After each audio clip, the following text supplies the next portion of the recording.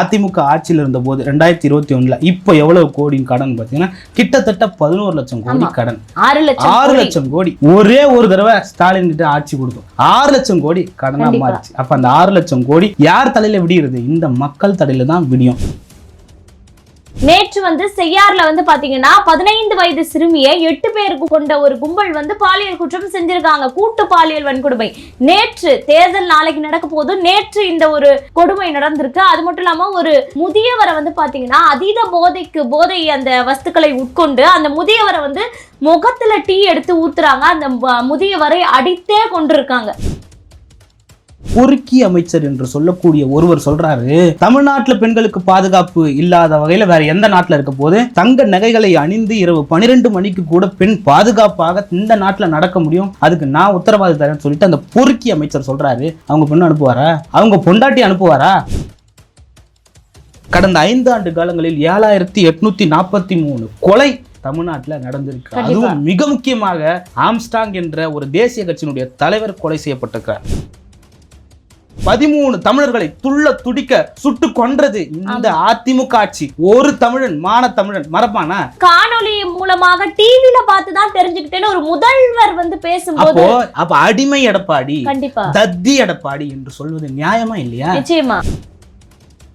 ஆந்திரா காட்டுல 20 பேரை சுட்டு கொண்டது யார் ஆட்சியில? அதிமுக ஆட்சியில. அதே போல காவிரியில உரிமை பறிக்கப்பட்டு ஒரு சொட்டு தண்ணீர் கூட தராத பொழுது இந்த தமிழர்கள் கர்நாடகத்திற்கு போனப்போ அடித்து விரட்டப்பட்ட ஆட்சி எந்த ஆட்சியில? அதிமுக ஆட்சியில. மீனவர்கள் 750க்கும் அதிகமான மீனவர்கள் கொலை செய்யப்பட்டது எந்த ஆட்சியில? அதிமுக ஆட்சியில. அதே போல ஸ்டெர்லைட்ல 13 பேரை துடிக்க சுட்டு கொல்லப்பட்டது எந்த ஆட்சியில? அதிமுக ஆட்சியில. இவரா தமிழுக்காக போராடுகிறவர்? இந்த 41 பேர் வீட்டுக்கு நீங்க ஏங்க போல அப்படின்னு கேட்கிறப்போ அவர் சொல்ற பதில், நான் அங்க பார்த்துட்டேன் அப்படின்னு சொல்லிட்டு. நீங்களும் நானும் கரூருக்கு போனோம். அங்க மகாவிஷ்ணு என்ற ஒரு பையன், அந்த பையனோட வீட்டுல அந்த கதறல் சத்தம் உங்களோட காதுல கேட்டுச்சு. அவன் குடல் வெளியே செத்தது கேட்டுச்சு. 2 வயசு 3 வயசு குழந்தை என்னங்க தப்பு பண்ணிருக்கோம்? இவர்களே ஜெகதீஷ் என்ற ஒருவரை தூண்டி இவர்களே அவரோட ஐடி விங் கிட்ட போஸ்ட் பண்றாங்க. சங்கீதாவை பத்தி தப்பா பேசுங்க, அசிங்கமா பேசுங்க. அதை நம்பி இந்த விஜய் ரசிகர்கள் ஒரு ஈழத்தமிழ் பெண்மணியை எந்த அளவுக்கு கேவலப்படுத்த முடியுமோ அந்த அளவுக்கு இவர்கள் கேவலப்படுத்தி கொச்சைப்படுத்தி கொண்டிருக்கிறார்கள். இந்த வேட்பாளர்கள் எடுங்க, கஞ்சா குடிக்கி, பொம்பளை பொறுக்கி, எச்ஐல பொறுக்கிறவன் மொத்த பேரும் 234 வேட்பாளர்கள். இல்ல பேர் சொல்லி இந்த இடத்துல சொல்லணும். ஆர்கே நகர்ல போட்டியிடுற மரியா வில்சன் அவர்கள் தன்னுடைய சொந்த அண்ணன் மனைவியை கட்டையால கம்பியால அடிச்சாரா இல்லையா? காசு வாங்கிட்டாரு சீமான். காசு வாங்கிட்டா இவர் ஏங்க 234 தொகுதிக்கும் போய் தொண்டை தண்ணி கத்தி தொண்டை சரியில்லாம கருணாநிதி வாய்ஸ் மாதிரி மாறிடுச்சு. அதுக்கப்புறம் முத்தம் கொடுத்துட்டாரு சீமான். விஜய் கட்டி பிடிக்கலையா? முத்தம் கொடுக்கலையா? இதெல்லாம் பேச கொஞ்ச நேரம் ஆகாது. நாட்டுக்காக, நாட்டு மக்களின் நலனுக்காக எத்தனை போராட்டங்கள், எவ்வளவு இழப்புகள், எவ்வளவு வழக்குகள், எவ்வளவு வலிகள், எத்தனை உயிர்களினுடைய தியாகங்கள், இதெல்லாம் சுமந்து 16 வருட காலம் ஒரு கட்சி ஒரு நபர் வழி நடத்தி வந்து கொண்டிருக்கிறார் அப்படின்னா அந்த வழிகளினுடைய அந்த பயணம் நெடிய பயணம்ல அதுல நீ ஒரு குழப்பத்தை ஏற்படுத்துற. உதயநிதி, இன்ப நிதி, அந்த நிதி, இந்த நிதி என்று நிதியிலே பெயர் வைத்தவர்கள் சொன்னவர் யாரு? விஜய் அவர்கள். கருப்பு சிவப்பு சைக்கிள் ஓட்டு வந்த 2021 தேர்தலில் ஓட்டு கேட்டது யாரு? விஜய் அவர்கள். இன்றைக்கு திமுக ஆட்சியில் இருக்குதுன்னா அதுக்கு காரணம் யாரு?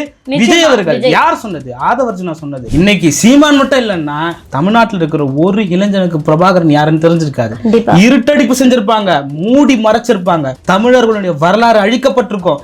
எப்படி அங்க 2 லட்சம் தமிழர்கள் செத்து மறைக்கப்பட்டார்களோ அதே போல தமிழர்களுடைய வரலாறு மறைக்கப்பட்டிருக்கும். வாக்கு என்பது பொன் போன்றதுன்னு இந்த திராவிட கட்சிகள் இருக்கிற அரசியல்வாதிகள் சொல்லுவாங்க. வாக்கு என்பது பொன் போன்றது இல்ல, அது உயிர் போன்றது. ஒரு முறை போட்டதுதான், அதை திரும்ப பெற முடியாது. அந்த உயிர் போன்ற வாக்குகளை யாருக்கு செலுத்தணும்? தீய சக்தி என்று அழைக்கப்படும் திமுகவுக்கா, ஊழல் சக்தி என்று அழைக்கப்படும் இந்த அதிமுகவுக்கா, இல்ல தூய சக்தி என்று சொல்லும் மாய சக்தியான இந்த தற்குறி வெற்றி கழகத்துக்கா, இல்ல நாம் தமிழர் என்று சொல்ல இந்த என்ன சொல்றது மனிதர்களுக்கான அரசியல் மட்டும் இல்ல ஒட்டுமொத்த உயிர்களுக்குமான அரசியல ஒத்த மனுஷனா நின்று கத்தி பேசிக்கிட்டு இருக்காரு இவங்களுக்கா என்பதை இந்த காணொலி பார்க்குற ஒவ்வொருத்தரும் முடிவு பண்ணணும். ஒவ்வொரு இளைஞனும் முடிவெடுக்க வேண்டிய ஒரு நேரம். வணக்கம். நீங்கள் தமிழ் தேசியவாதியா? ஒரு தமிழ் தேசிய ஊடகம் வலிமையான ஊடகமாக உருவாக்க வேண்டும் என்று விரும்புகிறீர்களா? அப்போது உலகத் தமிழர்கள் அத்துணை பேரும் கலங்கரை ஊடகத்தோடு இனமாகவும் பணமாகவும் இணைந்திருங்கள். கலங்கரை சொந்தங்களுக்கு அன்பு வணக்கம். கலங்கரை பார்வை நிகழ்ச்சிக்கு உங்களை வரவேற்பதில் மகிழ்ச்சி. வணக்கம் தம்பி. வணக்கம் வணக்கம். நல்லா இருக்கீங்களா? நலமா இருக்க தம்பி. அதாவது தேர்தல், நாளை தேர்தல். எல்லாருமே வந்து பாத்தீங்கன்னா ஒரு விரல் புரட்சி செய்வதற்கு தயாராக மாறிட்டாங்க. அந்த ஒரு விரல் புரட்சி செய்யக்கூடிய இந்த சூழ்நிலையில எந்த சக்தியை தேர்ந்தெடுக்க போறோம் அப்படின்னு ஒரு மிகப்பெரிய குழப்பத்துல மக்கள் இருக்காங்க.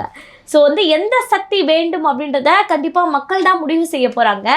ஆனா எந்தெந்த சக்தி என்னென்ன வேலைகளை செய்கிறது அப்படின்றத நம்ம அடையாளம் காட்டக்கூடிய இந்த பத்திரிகை துறையில இருக்கிறோம். ஆகவே தேர்தலின் முந்தைய கடைசி காணொளியாக நம்ம யார், எந்த சக்தி மக்களுக்கு பயன்பட போகிறது அப்படின்றத ஒரு வெளிச்சத்துக்கு கொண்டு வரக்கூடிய ஒரு காணொளியாக இந்த காணொலியை நம்ம பதிவிட போறோம். அதில் முதல்ல வந்து பாத்தீங்கன்னா இப்போ ஆண்டு கொண்டிருக்கக்கூடிய சக்தி, அதை வந்து சில பேர் வந்து தீய சக்தி அப்படின்னு சொல்றாங்க. அந்த தீய சக்தியினுடைய நன்மை தீமைகளை முதல்ல நம்ம பேசிடுவோம். முதல்ல ஜனநாயக திருவிழாவினுடைய முக்கியமான நாள் நாளைக்கு. நீங்கள் சொன்ன மாதிரி ஒரு விரல் புரட்சிக்கான முதல் நாள் நாளைக்கு. அதோட ஜனநாயக திருவிழாவின் கடைசி நாளாக ரிசல்ட் டேட்டை முடிவு நாளை சொல்லலாம்னு சொல்லிட்டு இருக்கோம். வாக்குப்பதிவு என்ன, வாக்குரிமை எப்படி கிடைச்சிது அப்படின்றத இந்த தேர்தலில் நம்ம மக்களுக்கு சொல்லுவோம். ஏன்னா இந்த தேர்தலில் வாக்கு என்பது மிக முக்கியமானதுன்னு எல்லாருக்கும் தெரிய வருது. முந்தைய தேர்தல்களை விட இந்த தேர்தலில் அதிக வாக்குகள் பதிவாகிறதுக்கான ஒரு வாய்ப்பு இருக்குது. அதை வச்சு நம்ம சொல்கிறது என்னென்னா, பண்டிதர் நேரு காலகட்டத்தில் யாருக்கு வாக்குரிமை இருந்தது அப்படின்னு பார்த்தீங்கன்னா, அதுக்கு முன்னாடி காலகட்டத்தில் பணம் வைத்திருப்பவர்களுக்கு, பண்ணையார்களுக்கு, நிலம் வைத்திருப்பவர்களுக்கு மட்டுமே வாக்குரிமை என்ற ஒரு முறை இருந்தது. அப்புறம் பண்டிதர் நேரு போராடி பெண்களுக்கு வாக்குரிமை கொடுக்குறாரு. பெண்கள் யாரும் ஓட்டு போடவே ஓட்டு போட போனால் பயந்து போய் வீட்டில் இருந்த பெண்கள் அதிகம். அப்புறம் போராடி போராடி போராடி பட்டியலினத்தவர், பழங்குடியினர் என்று ஒவ்வொருவருக்கும் போராடி இந்த வாக்குரிமையை பெற்றிருக்கிறோம்.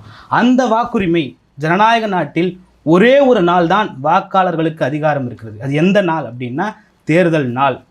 அந்த நாளில் நீங்க போடுற வாக்கு மூலயமாக அந்த அதிகாரம் உங்களுடைய சட்டமன்ற உறுப்பினருக்கோ உங்களுடைய பாராளுமன்ற உறுப்பினருக்கோ கடத்தப்படும். பிறகு அந்த சட்டமன்ற உறுப்பினரோ பாராளுமன்ற உறுப்பினரோ சரியா செயல்படலை அப்படின்னா உங்களால் உங்களுடைய வாக்குகளை வித்ட்ரா பண்ண முடியாது, திரும்ப பெற முடியாது. அப்போ அது எவ்வளவு முக்கியமான வாக்கு என்பது இருக்குது. அந்த வாக்கை நீங்கள் யாருக்கு செலுத்த போகிறீங்க அப்படின்ற ஒரு மிகப்பெரிய கேள்வி நாளைக்கு காலையில் 7 மணிலேருந்து தொடங்குது, 6 மணி வரைக்கும் இருக்குது. அதில் முக்கியமான தீய சக்தி, தூய சக்தி, மாற்று சக்தி, ஊழல் சக்தி என்று சொல்லக்கூடிய 4 சக்திகளும் அந்த களத்தில் நிற்கிறாங்க. யார் முதல்வர் வேட்பாளர், யார் முதல்வர் அப்படின்ற ஒரு போட்டியில்.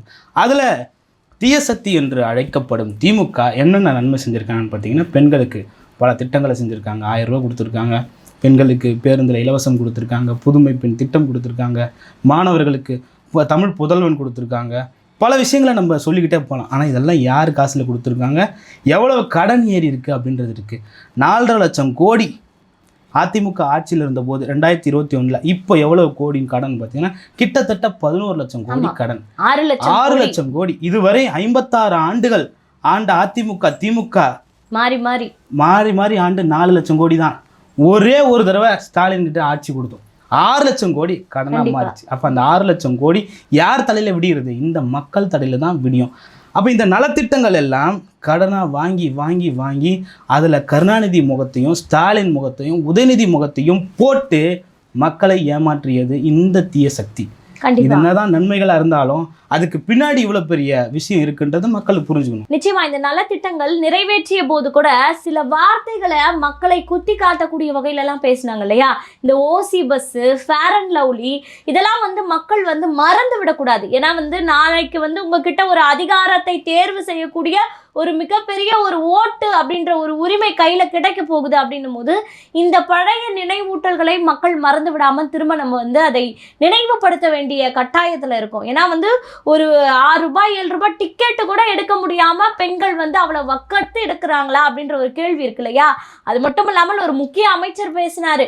என்னன்னா பஸ்ல போற, அதாவது ஃப்ரீ பஸ்ல பயணிக்கிற பாதி பேர் வந்து பாத்தீங்கன்னா ஒடுக்கப்பட்ட மக்கள் தான் அப்படின்னு சொல்லி. அப்போ ஒடுக்கப்பட்ட மக்கள் இன்னும் வந்து பஸ்ஸுக்கு காசு கூட இல்லாத அளவுக்கு வறுமை நிலையில இருக்கிறார்கள் என்பதுதான் இந்த ஆளும் கட்சியினுடைய சாதனையா அப்படின்றத மக்கள் வந்து கேள்வியாக மனதுல திரும்ப நினைவு கூற வேண்டிய கால கட்டாயத்துல நம்ம இருக்கோம்.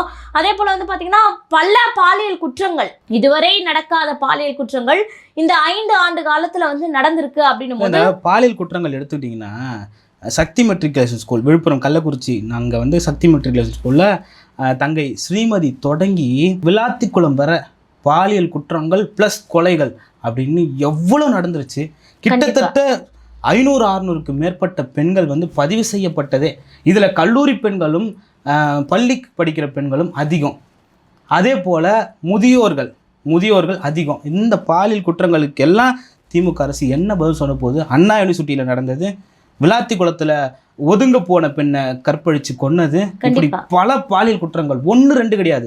சக்தி மெட்ரிகுலேஷன் ஸ்கூலில் ஸ்ரீமதி என்ற பெண் தற்கொலை பண்ணிட்டு செத்து போனப்போ இவங்க யூடியூபர்ஸை வச்சு பேசின பேச்சு என்னென்ன, அந்த பொண்ணு காதலிச்சு தற்கொலை பண்ணிக்கிச்சு அப்படின்னாங்க. அதே போல் அண்ணா யூனிவர்சிட்டி விவகாரத்தில் ஞானசேகர் என்ற ஒருத்தன் மாட்டினான். யார் அந்த சார்ன்ற கேள்விக்கு இன்னைக்கு வரைக்கும் பதில் இல்லை.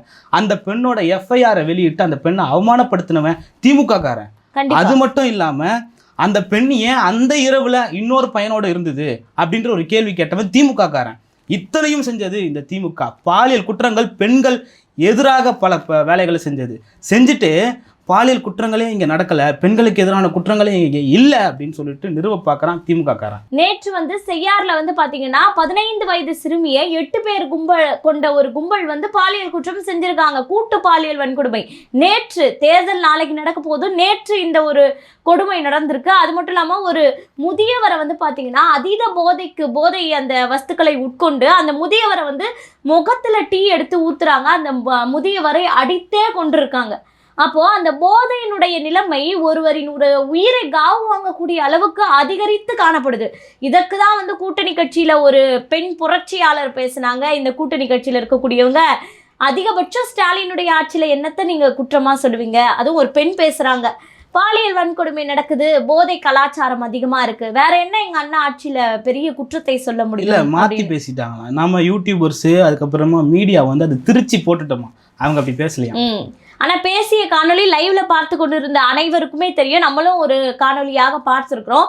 ஸோ அது இதையெல்லாம் ஒரு குற்றமாக நீங்க கருதுறீங்களா அப்படின்னு அதை கடந்து செல்லக்கூடிய வேலையில மக்கள் மத்தியில பொது வழியில மேடையில ஒரு அரசியல் தலைவராக நின்று பேசுகிறார்கள் அப்படின்னா தமிழக மக்கள் எதை பேசினாலும் வாய் திறந்து கேள்வி கேட்க மாட்டாங்க அப்படின்ற ஒரு தைரியம் தானே. எதுக்காக இந்த வார்த்தையை பதிவு செய்யறேன்னா, அந்த இடத்துல எவ்வளவு பெண்கள் இருந்தாங்க, அவங்க அதையும் பதிவு செய்யறாங்க. பெண்கள் நிறைந்த கூட்டம் அப்படின்னு. அதுல ஒரு பெண் எழுந்தியா இந்த கேள்வியை கேட்கல.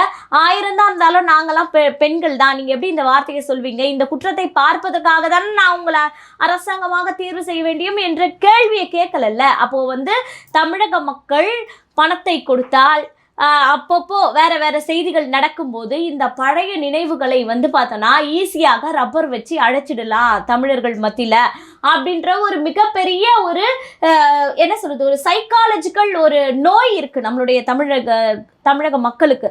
ஸோ அதை பயன்படுத்தி தான் தமிழக அரசியல் அப்படின்றதே வந்து பார்த்தீங்கன்னா மிகவும் தீவிரமாக போயிட்டு இருக்கு. இதுல இன்னொரு படி மேலே போய் சொன்னோம்னா, திமுக அமைச்சரவையில் நான் சொல்லலை, மக்கள் சொல்கிறாங்க, பொறுக்கி அமைச்சர் என்று சொல்லக்கூடிய ஒருவர் சொல்கிறாரு, தமிழ்நாட்டில் பெண்களுக்கு பாதுகாப்பு இல்லாத வகையில் வேறு எந்த நாட்டில் இருக்க போது தங்க நகைகளை அணிந்து இரவு 12 மணிக்கு கூட பெண் பாதுகாப்பாக இந்த நாட்டில் நடக்க முடியும், அதுக்கு நான் உத்தரவாதம் தரேன்னு சொல்லிட்டு அந்த பொறுக்கி அமைச்சர் சொல்கிறாரு. அவங்க பெண்ணு அனுப்புவாரா, அவங்க பொண்டாட்டி அனுப்புவாரா? எவ்வளவு கொடுமையான நாடாக இந்த நாடு மாறி இருக்கு. இவர் சொல்கிறாரு, ஏன் பல பெண்கள் போயிட்டு தானே இருக்காங்க அப்படின்னு. இந்த பொறுக்கி அமைச்சருக்கு நம்ம என்ன சொல்லணும்னா, ஏன் நீயே இத்தனை வேலை பண்ணியிருக்க, இவர் சார்ந்திருக்கக்கூடிய இவர் செய்து கொண்டிருக்கக்கூடிய அந்த தொழில் இருக்கிறவர்களே பலர் இந்த பாலியல் குற்றவாளிகள் செஞ்சுருக்காங்க. இவர் இருக்கக்கூடிய தொகுதியிலேயே பல பாலியல் குற்றங்கள் நடந்திருக்கு. அதில் நேரடியாக போய் தலையிட்டவர்கள்லாம் திமுக காரங்க இருக்காங்க. ஏன் ஞானசேகர் திமுகவினுடைய உறுப்பினரா இல்லையா, மாசு கூட இருந்தாரா இல்லையா, யார் அந்த சார், எந்த அமைச்சரோட புள்ள அப்படின்ற ஒரு கேள்வி வருமா இல்லையா, எங்க யார் அந்த சார், எத்தனை பேர் கேள்வி கேட்டாங்க, பதில் இன்னைக்கு வரைக்கும் என் பதில் வரல. இல்ல ஒதுக்குப்புறத்தை விட்டுருங்களேன், கிளாம்பாக்கம் பஸ் ஸ்டாண்ட் வாசல்ல ஒரு சிறுமியா ஒரு ஆட்டோல கடத்தி கொண்டு போயிட்டு பாலியல் வன்கொடுமை செஞ்சாங்கல்ல, அது ஒதுக்குப்புறத்தில் நடந்ததை கூட சரி பார்க்க முடியாது. கிளாம்பாக்கம் பஸ் ஸ்டாண்ட் உங்களுக்கு ஒதுக்குப்புறமா? அந்த வாசல்ல நடந்த அந்த குற்றத்திற்கு யார் பொறுப்பேற்பது அப்படின்ற கேள்வி இருக்குல்ல. இளம் விதவைகள் அதிகமாக இருக்காங்க தமிழ்நாட்டுல அப்படின்னு பேசிய ஒரு உத்தமி பெண் வந்து இன்னைக்கு வந்து பேசுறாங்க. மதுக்கடைகளை மூடுவேன் அப்படின்னு சொல்லிட்டு இந்த ஆட்சியில இந்த தேர்தல் அறிக்கையில நீங்க எதுவுமே வாய் திறக்கலையே அப்படின்னு கேட்டதுக்கு யார் சொன்னது? 500 கடைகளை நாங்க மூடிட்டோமே அப்படின்னு சொல்லி பேசுறாங்க. 500 கடைகளை மூடிட்டு எத்தனை ஆயிரம் கடைகளை நீங்க எந்தெந்த இடத்துல டபுள் மடங்கு திறந்திருக்கீங்க? இரவு 12 மணிக்கு மேல எத்தனை பார்கள் இல்லீகலாக செயல்பட்டு கொண்டிருக்கிறது அப்படின்றத பல காணொளிகள், பல சோசியல் மீடியா பேஜுகள் நமக்கு வந்து கவனத்தில் காட்டி கொண்டுதான் இருக்கிறது. இன்னைக்கு வந்து திமுக ஆட்சி அப்படின்னு நம்ம எடுத்துக்கிட்டோம் அப்படின்னா இவர்கள் வந்து ஒரு பெரும் முதலாளிகளாக இன்னைக்கு மாறிட்டாங்க. இந்த 5 ஆண்டு காலத்துல நான் இதை பதிவு செய்யல, ஒரு பத்திரிகையாளர் வந்து இன்னைக்கு பகீர் வீடியோ போட்டிருக்காரு. என்னன்னா மாப்பிள்ளை சாரினுடைய ஒரு தெம்புல இந்த ஆட்சி வந்து பாத்தீங்கன்னா கிட்டத்தட்ட 5 ஆண்டு காலத்துல 12 கம்பெனிகளை வந்து இங்க தொடங்கி இருக்கு. வெளிநாட்டுக்கு முதல்வர் சென்ற பயணத்தின் பின்னாடி இவர்களுடைய முதலீடுகள் அந்நிய நாட்டுல போய் முதலீடு செய்யப்பட்டிருக்கு அப்படின்னு சொல்றாங்க. வெறும் வாட்சுங்க, நம்ம கட்டியிருக்க வாட்ச் இது எவ்வளவு இருக்கும்? ஒரு 200 ரூபாய் இருக்குமா?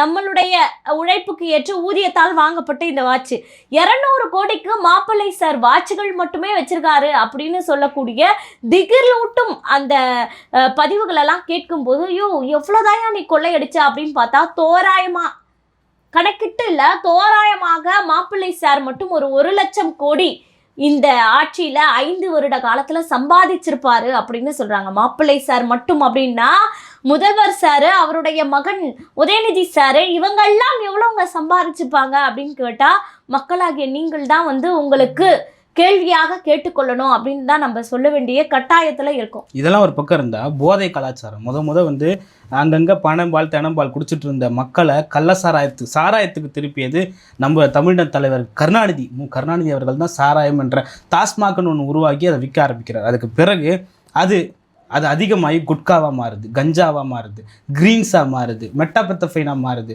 அதுக்கப்புறம் நம்ம பேரே அவ்வளோ போதை சாக்லேட்டு அது இதுன்னு போய் இன்னைக்கு அரக்கோணம் ரயில்வே ஸ்டேஷனில் மட்டும் கிட்டத்தட்ட ஒரு 20 டன் கஞ்சா அப்படின்னு சொல்லிட்டு திருவள்ளூர் கஞ்சாவின் தலைநகரமாக மாறி இருக்கு. சென்னை துறைமுகம் சார்ந்த பகுதி கஞ்சாவின் தலைநகரமாக மாறி இருக்கு. தமிழ்நாடு முழுமைக்கும் இளைஞர்கள் கஞ்சா அடிமையால் இருக்காங்க. இதில் தான் இத்தனை குற்றமும் நடக்குது, இந்த கஞ்சா போதையில் தான் நடக்குது. இப்போது சமீபத்தில் நம்ம பார்க்குற காணொலிகள்லாம் பார்க்குறப்போ பெங்களூரில் ஒருத்தர் இருக்கான். அதாவது ஒரு புதுவிதமான ஒரு போதை என்னன்னா ஜோம்பி மாதிரி மாறிடுவாங்க, ரோட்லேயே நின்றுட்டு இருப்பாங்க. அவங்க அந்த போதையை பயன்படுத்தினா ஜோம்பி மாதிரி மாறி ரோட்லேயே நின்றுட்டு இருப்பாங்க. இது வெளிநாடுகளில் வெனிசுலா போன்ற நாடுகளில் இந்த போதை மாத்திரைகள், இந்த போதை சார்ந்த அந்த பொருட்கள்லாம் திரவங்கள்லாம் விற்கப்படும். மீண்டும் திமுக ஆட்சிக்கு வந்தால் அந்த ஜோம்பி மாதிரி மாறக்கூடிய அந்த போதையும் தமிழ்நாட்டுக்குள்ளே வரும். எங்கே பார்த்தாலும் நம்ம இளைஞர்கள் ஜோம்பி மாதிரி அவன் ஸ்டக்காகி நின்று இருப்பான் ஒரு இடத்துல. ஏற்கனவே ஜோம்பியா தான் புதிதாக அரசியல் தொடங்கிய கட்சி தலைவரால் மாறி நிற்கிறாங்க. இப்போ ஒரிஜினல் ஜோம்பியா மாத்திடுறாங்களா? அது வரும். அது இல்லாமல் கள்ளசாராயம் குடிச்சு மட்டும் இந்த ஆட்சியில் 100க்கும் மேற்பட்டோர் இறந்து போயிருக்காங்க. அவங்களுக்கு 10 லட்சம் கொடுத்து ஊக்கப்படுத்தி இருக்கிறது இந்த திமுக அரசு. அதை தாண்டி அமைச்சர்களுடைய அவதூறு பேச்சுக்கள் கொஞ்சம் நஞ்ச பேச்சுக்கள் கிடையாது. அவதூறு உங்கள் அம்மா வீட்டு அவதூறு இல்லை, எங்கள் அம்மா வீட்டு அவ்வளவு அவதூறையும் அள்ளி தெளித்த பேச்சுக்களை பேசி இந்த திமுக ஆட்சியில் எதுவுமே நடக்காதது போல் இன்றைக்கி முதல்வர் ஸ்டாலின் உட்காந்துக்கிட்டு ஈடுள்ள ஆட்சி, 2 ஆண்டே சாட்சி, 5 வருட ஆட்சி, ஸ்டாலின் தொடரட்டும் மீண்டும் தொடரட்டும் அப்படின்லாம் பேசிக்கிட்டு இருக்காரு. இது ஒரு பக்கம் இருந்தால் நம்ம ஊழல் சக்தி.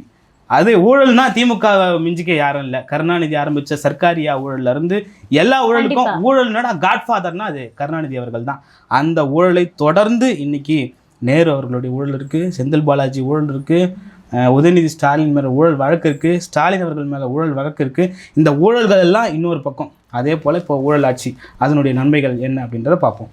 சொல்லுங்க. இப்போ அதிமுக அப்படின்னு எடுத்துக்கிட்டோம்னா இந்த முறை வந்து நான் இந்த கட்சியோடு சாகும் வரை கூட்டணி கிடையாது அப்படின்னு பேசிய அதே வாயால வந்து பாத்தீங்கன்னா இன்னைக்கு கூட்டணி ஆட்சி அமையட்டும் அப்படின்னு சொல்லி கை கோர்த்து ஒன்றாக வந்து கை நிமிர்த்தி நிற்கிறார்கள்.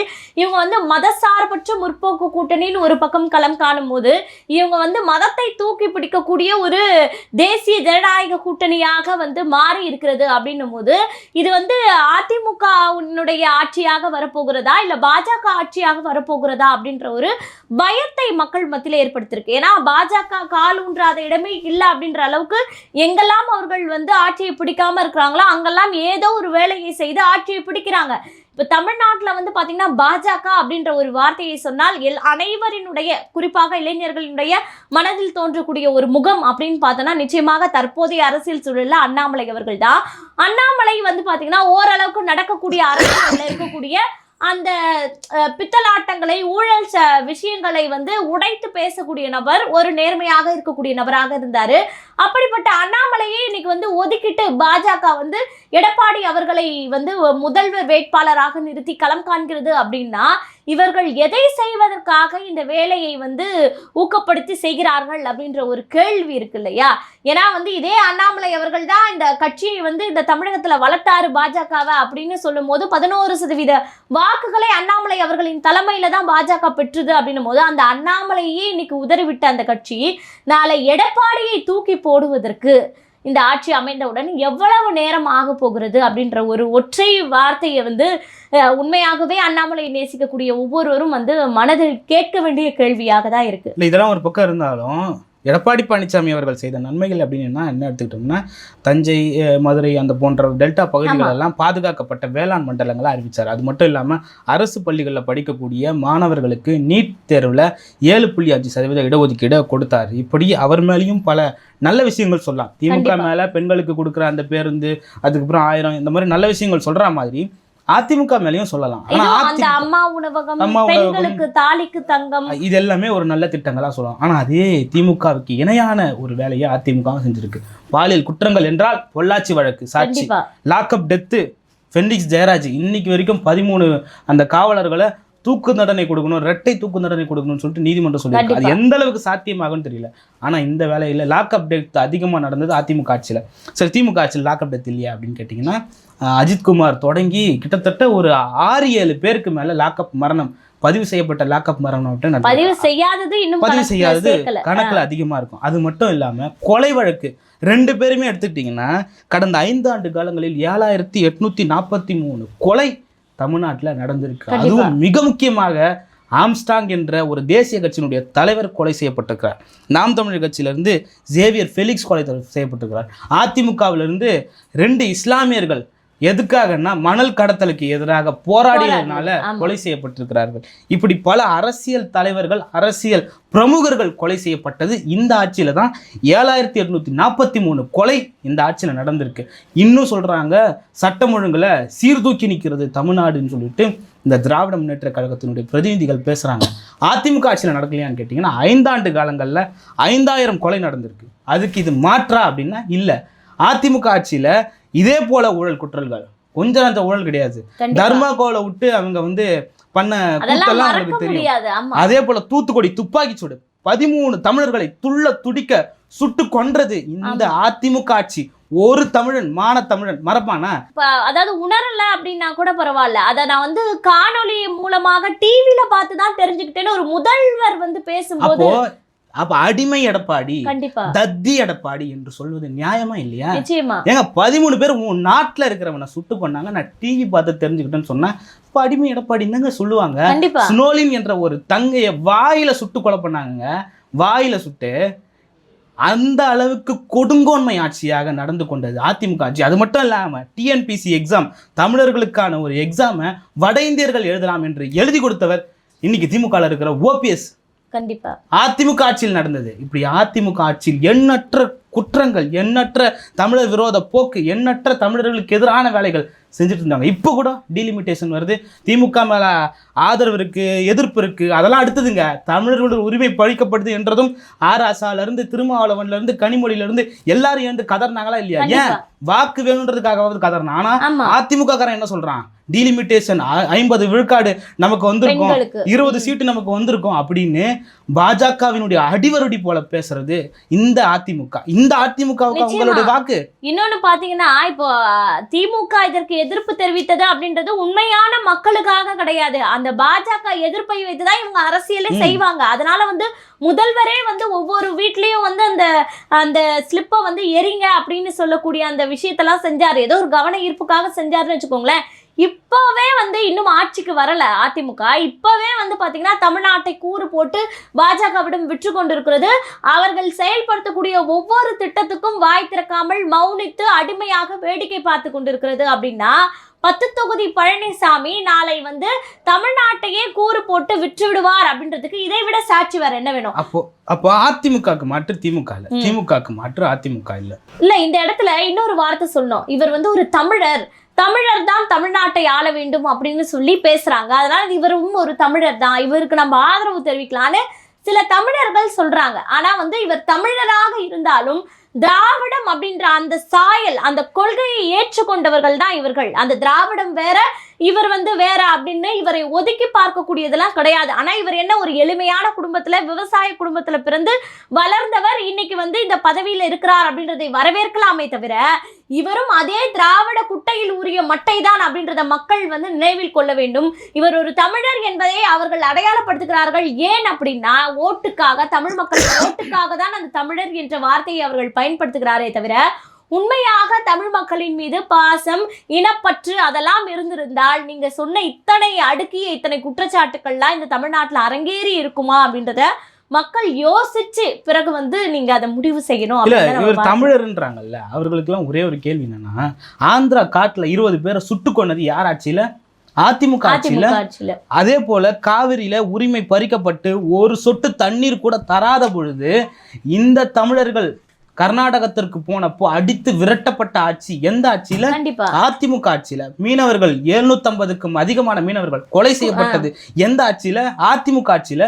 அதே போல ஸ்டெர்லைட்ல 13 பேரை துள்ள தொடிக்க சுட்டு கொல்லப்பட்டது எந்த ஆட்சியில? அதிமுக ஆட்சியில. இவரா தமிழுக்காக போராடுகிறவர்? இவரா தமிழர் என்பதால் ஒரு தற்குறியை தலைவனாக ஏற்றுக்கொள்ள முடியுமா?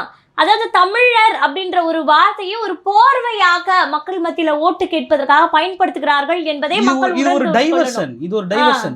தமிழர் என்ற பெயரில் ஒரு தற்கூரியை நிக்க வைத்து அவர் தமிழர் என்று நீங்கள் ஏற்றுக்கொள்ளுங்கள், அதனால் இவர்தான் திராவிடத்திற்கு மாற்று, திமுகவுக்கு மாற்று. கட்சியே பார்ப்பன கட்சி, கட்சியினுடைய தலைவரே பார்ப்பனராக இருந்தவர். பல தமிழர்களுடைய உரிமைகளை பலி கொடுத்தது இந்த அதிமுக. திமுகவாவது சொல்லிக்கலாம், தமிழர்களுக்காக கொஞ்ச நஞ்ச போராடணும், நடிச்சோம் அப்படின்னு சொல்லிக்கலாம். அதிமுக இதுவரை தமிழர்களுக்காக ஒரு இடத்துல நின்று இருக்கா? ஒரு இடத்துல டிஎன்பிசி என்ற ஒரு எக்ஸாமே தமிழ்நாடு போர்டு எக்ஸாம். அந்த எக்ஸாமை நீ வந்து வட இந்தியனுக்கு இல்ல ஒட்டுமொத்தமா எல்லாருக்கும் எழுதி கொடுக்குறேன்னா அப்ப யாரு இவங்க? தமிழர்களா? கண்டிப்பா. இன்னொன்னு, இத்தனை பாலியல் குற்றங்கள் நம்மளுடைய தமிழ்நாட்டில் அரங்கேறிட்டு இருக்கு அப்படின்னா கிட்டத்தட்ட எத்தனை போராட்டங்களை இந்த அதிமுக வந்து இப்போ எதிர்கட்சியாக இருந்து செயல்பட்டு இருக்கு, எத்தனை அநீதிகளுக்கு குரல் கொடுத்து இவங்க களத்துல நின்று செயல்படுறாங்க. இப்போ ஒன்னும் இல்ல, அந்த டீலிமிட்டேஷனுக்கு முதல்வர் ஒரு கோரிக்கை வச்ச உடனே தமிழ்நாடு முழுக்க இருக்கக்கூடிய இந்த அரசியல் கட்சியை சேர்ந்த அமைச்சர்கள் வந்து கருப்பு சட்டை போட்டுக்கிட்டு ஒரு நாடகத்தை அரங்கேற்றுகிறார்கள். இப்படி எதிர்கட்சியாக இருந்து நீங்க செயல்பட்ட விஷயங்கள் என்ன அப்படின்ற கேள்வி இருக்குல்ல. எல்லாத்துக்குமே வாய் மூடி மௌனமாக இருந்து நீங்க என்னத்தை சாதிக்க போறீங்க அப்படின்ற ஒரு விஷயம் தான் வந்து இன்னைக்கு வந்து கேள்வியா இருக்கு. இன்னைக்கு வந்து பிரச்சாரம் பண்றாங்க அப்படின்னு முதல்ல என்ன பிரச்சாரம் பண்றாங்க? ஒண்ணு நேரடி விமர்சனம், திரு ஸ்டாலின் அவர்களும் உதயநிதி அவர்கள் மீது நீங்க நேரடி விமர்சனம் வைக்கிறீங்க. அதே போல இவர்களும் வந்து பாத்தீங்கன்னா எடப்பாடி அவர்களின் மீது அடிமை எடப்பாடி என்று விமர்சனத்தை வைக்கிறார்கள். இப்படி விமர்சன அரசியலை தான் இவர்கள் செய்கிறார்களே தவிர ஆக்கப்பூர்வமான மக்களின் தேவை என்ன, இதை நான் வந்தால் நிறைவேற்றுவேன் அப்படின்ற ஒரு விஷயத்தை இவர்கள் கையில் எடுக்கவில்லை. மீண்டும் மீண்டும் இலவசங்கள் அப்படின்ற ஒரு ஒற்றை போர்வைக்குள் தமிழர்களை அகதிகளாக மாற்றுவதற்கான முயற்சியை தான் இவர்கள் செய்து கொண்டிருக்கிறார்கள் அப்படின்ற ஒரு விஷயத்தை இவங்கெல்லாம் கூர்ந்து கவனிக்கணும். இலவசம் கொடுத்து இத்தனை ஆண்டு காலம் நமக்கு இலவசம் கொடுத்திருக்காங்க. யாராவது இந்த இப்ப 1000 வாங்குறோம் இல்லையா, இந்த ஆண்டு ஆட்சியில 1000 வாங்கியாச்சு. வாங்கி நான் இந்த 1000 ரூபாய் பணத்தால இவ்வளவு உயர்ந்துட்டேன், எங்களுடைய குடும்ப பொருளாதாரம் உயர்ந்துச்சு, ஏதாவது ஒரு பெண்மணி சாட்சி காட்ட முடியுமா? நிச்சயமா கிடையாது. 1000 வாங்கின மறுநாள்லயே அது செலவாயிடும்.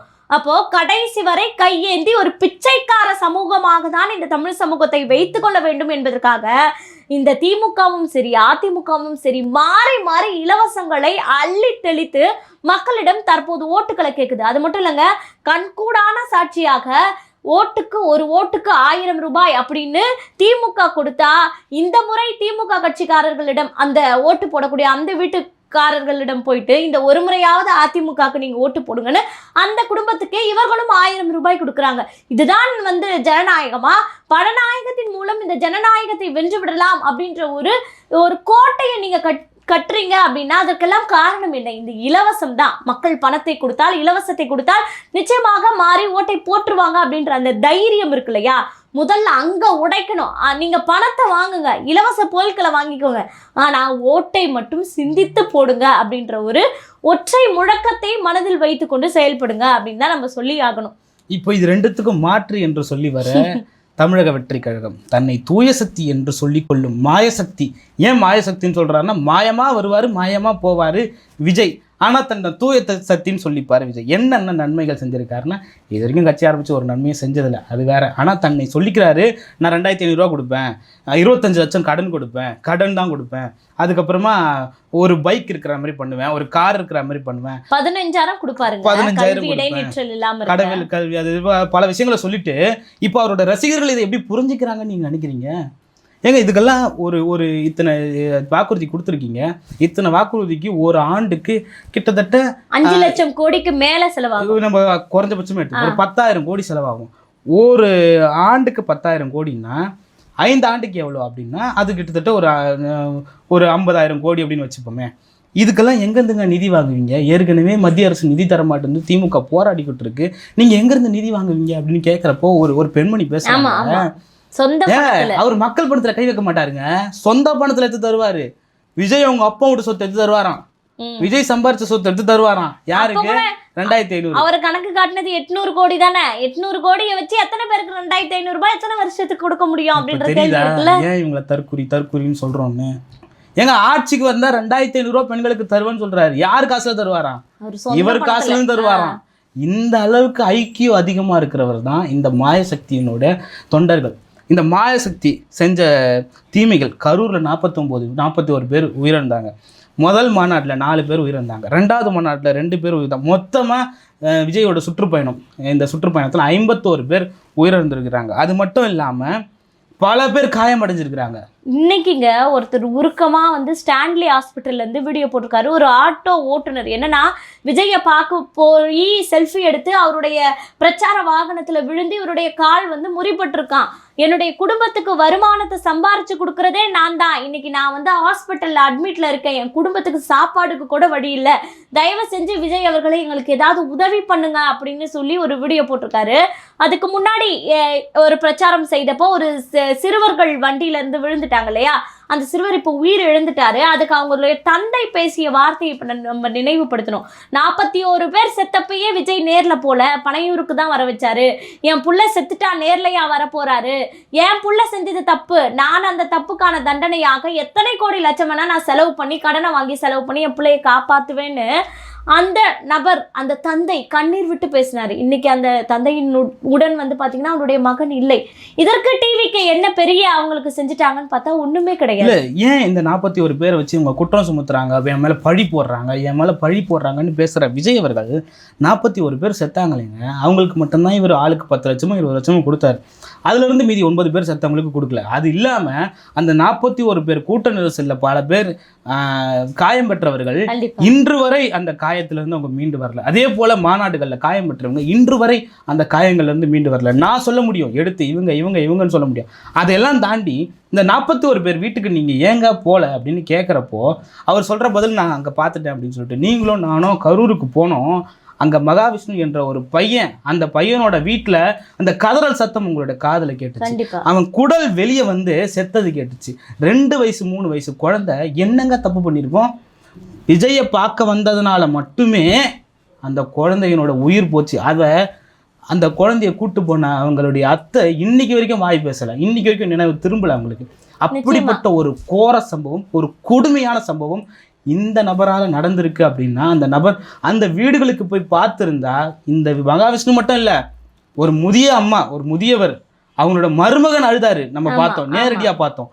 அப்படி எல்லா வீட்லேயும் அந்த கதறல் சத்தத்தை விஜய் அவர்கள் போய் கேட்டிருந்தாருன்னு வச்சுங்களேன், இந்த அரசியலே வேணான்னு சொல்லிட்டு போயிட்டு இருப்பாரு. நிச்சயமா எனக்கு என்ன கேள்வினா, பழி போடுறாங்கன்ற வார்த்தைக்கு ஒரு தலைவன் எப்படி உபயோகப்படுத்துகிறான் அப்படின்ற ஒரு கேள்வி இருக்கு. ஏன்னா ஒரு விபத்து நடந்துடுச்சு, அதுல 41 பேர் இறந்துட்டாங்க, அதற்கு முக்கிய காரணம் அப்படின்னு விஜய் தான், விஜயை பார்க்க வந்த கூட்டம், அதுலதான் இந்த விபத்து ஏற்பட்டது அப்படின்னா என் மேல பழி போடுறாங்க, இதுக்கு நான் காரணம் இல்லை என்று அந்த நபரால் எப்படி வாய்க்கூசாமல் சொல்ல முடியுது அப்படின்ற கேள்வி இருக்கு இல்லையா?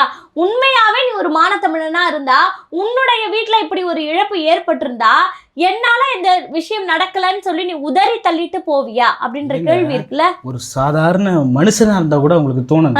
இன்னைக்கு வரைக்கும் தெரிஞ்சலாங்க அவங்க. இன்னைக்கு வரைக்கும் வில்லிவாக்கத்தில் நடந்த அந்த கூட்டத்தில் ஒரு பெண்மணி மூச்சுத்திறன் ஏற்படுது, கூட இருக்கிற ரசிகர்கள் அதெல்லாம் கவனிக்காம எனக்கு விஜய் மட்டும்தான் வேணும், விஜய் கிட்ட நான் ஒரு போட்டோ எடுக்கணும் அப்படின்னு சொல்லிட்டு அலைஞ்சிக்கிட்டு ஓடுற இந்த மாதிரியான நபர்கள்லாம் இருக்கிற வரைக்கும் இப்படிப்பட்ட உயிர்கள் போயிட்டு தான் இருக்கும். இந்த மாதிரியான ஆட்கள் பொறுப்பற்ற பதில்கள் பேசிக்கிட்டு தாங்க இருப்பாங்க. கண்டிப்பா எத்தனை பெண்களை வந்து ஒரு கொச்சையாக பேசக்கூடிய அளவுல வந்து ஒரு தலைவன் உருவாக்கி இருக்கிறான் அப்படின்றத நம்ம சாட்சிகளாக பார்த்திருக்கோம். கணவன் கண் முன்னாடியே வந்து பாத்தீங்கன்னா, நான் வந்து விஜயை தான் லவ் பண்றேன், 18 வருஷமா லவ் பண்ணேன், 15 வருஷமா லவ் பண்ணேன், அதை நான் விஜய் அப்பா கிட்டயே சொல்லிட்டேன், நான் ஆளாளுக்கு வந்து குப்பை பொறுக்கிறவெல்லாம் 10 பொண்டாட்டி வச்சிருக்கான், என் தலைவன் வச்சுக்க கூடாதா அப்படின்னு இளம் பெண்கள் வந்து பார்த்தோன்னா, தமிழர்கள் தமிழச்சி அப்படின்னாலே வந்து பார்த்தீங்கன்னா ஒருவனுக்கு ஒருத்தி அப்படின்ற ஒரு கலாச்சாரத்தை கொண்ட உயர்வானவர்கள் அப்படின்னு தான், அதாவது உலகத்தில் இருக்கக்கூடிய மற்ற மொழி பேசக்கூடியவர்கள் தமிழ் பெண்களை தேடி திருமணம் செஞ்சுக்கணும்னு எத்தனையோ பேர் இங்கே வந்து திருமணம் செஞ்சுப்பாங்க. ஏன்னா இவர்களினுடைய கலாச்சாரம் அப்படி, இவர்களினுடைய அந்த கல்யாணத்தை இவங்க ஒரு புனிதமாக மாற்றுவாங்க அப்படின்ற ஒரு நம்பிக்கை இருக்கு தமிழர்கள் மேல. அப்படிப்பட்ட ஒரு நம்பிக்கையை வந்து சிதைக்கக்கூடிய வேலையை தமிழ் பெண்கள் வாயாலேயே சொல்லக்கூடிய ஒரு விஷயத்தை விஜய் அவர்கள் இன்னைக்கு செஞ்சிட்டு இருக்காரு அப்படின்னும் போது பார்க்கும்போது உண்மையாவே ஒரு பெண்ணாக மனம் வலிக்கிறது. அது மட்டும் இல்லாம இன்னைக்கு வரைக்கும் நீங்க ஏங்க அதுக்கு வாய் திறந்து பேச மாட்டேங்கிறீங்க? எவ்வளவு பேச்சு பேசுறீங்க?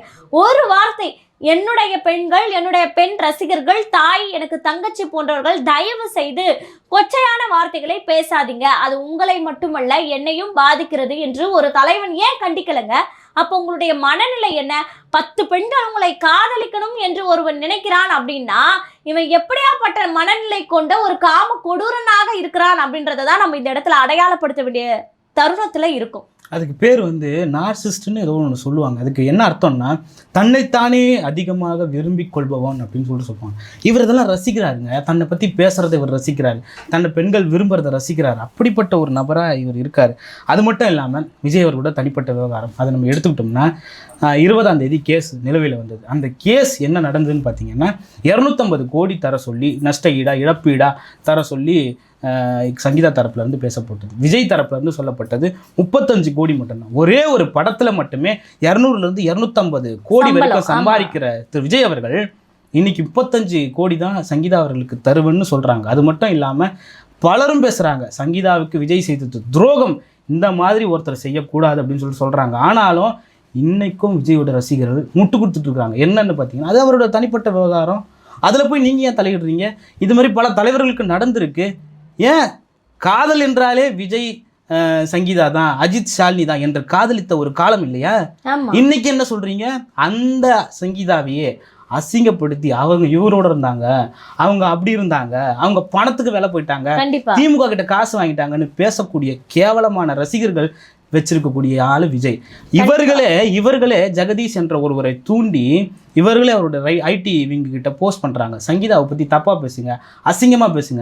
அதை நம்பி இந்த விஜய் ரசிகர்கள் ஒரு ஈழத்தமிழ் பெண்மணியை எந்த அளவுக்கு கேவலப்படுத்த முடியுமோ அந்த அளவுக்கு இவர்கள் கேவலப்படுத்தி கொச்சைப்படுத்தி கொண்டிருக்கிறார்கள். அது மட்டும் இல்லாமல் அதுக்கு மறுநாள் அடுத்த நாளே த்ரிஷா என்ற ஒரு நடிகையை கூட்டிட்டு இவர் போறாரு. போய் வெளிப்படையாக காட்டுறாரு, ஆமாம் நான் இந்த பொண்ணு கூட தான் சுற்றுறேன், உங்களுக்கு என்ன பிரச்சனை அப்படின்ற மாதிரி. அதையும் முட்டு கொடுத்து தனியாக வந்திருப்பாங்க, பெட்ரோல் மிச்சம் படுத்துறதுக்காக 2 பேரும் ஒன்றா காரில் வந்திருப்பாங்க. அப்படி என்று பேசிய ரசிகர்கள், கேவலமான ரசிகர்கள், இவர்கள் இந்த நபருக்கு அவங்க வாக்கு அப்படின்ற ஒரு கேள்வி வருமா வராதா? தனிப்பட்ட விவகாரம் தான், போகக்கூடாது தான், யாரும் அதில் தலையிடக்கூடாது தான். இப்படிப்பட்ட ஒரு அசிங்கம் பிடிச்ச ஒரு மனுஷன் வந்து தேர்தலில் நிற்கிறான்னா அந்த மனுஷனுக்கு உங்கள் வாக்கு போடுறது மட்டும் இல்லாமல் முட்டு கொடுக்கறது அசிங்கமாக. ஒரு 20 ஆண்டுகள் திருமணமாகி கூட இருந்த மனைவியை தூக்கி போட்டு 35 கோடி தான் தருவேன்னு சொன்ன ஒரு நபர், 2 பிள்ளைகளுக்கு கடன் கொடுத்த ஒரு நபர், தன் சொந்த தாய் தந்தைக்கு கடன் கொடுத்த ஒரு நபர், இந்த நபர் தலைவராகணுமா? இந்த நபரை தலைமை ஏற்கணுமா? இந்த நபருக்காக முண்டி அடிச்சுட்டு போய் ரோட்ல நின்று உழுந்து செத்த தமிழன் எத்தனை பேரு? 51 பேரு. தமிழன் எதுக்காக செத்தான்? மொழிக்காக செத்தான், இனத்துக்காக செத்தான், மானத்துக்காக செத்தான், ரோசத்துக்காக செத்தான். நீ எதுக்காக சாவற? ஒரு ரசிகனை பார்த்துட்டு போய் சாவற, ஒரு நடிகனை பார்த்துட்டு போய் சாவற. அது மட்டும் இல்லாம இவர்கள் பேசுறாங்க, வேற எங்கேயாவது செத்தா அது செய்தியா மாறாது, இந்த கூட்டத்துல செத்தா செய்தியா மாறும். இன்னைக்கு தான் தெரியுது. பல முறை நம்ம வட இந்தியர்களை விமர்சிச்சிருப்போம், அவர்களுக்கு ஐக்கியூ கம்மியா இருக்கு, அவர்களுக்கு மூளை இல்லைன்னு. இப்பதான் தெரியுது தமிழ்நாட்டுல மூளை இல்லாத ஒரு குழு இருக்கு. அந்த குழுவை அடையாளம் காட்டியவர் இந்த விஜய்.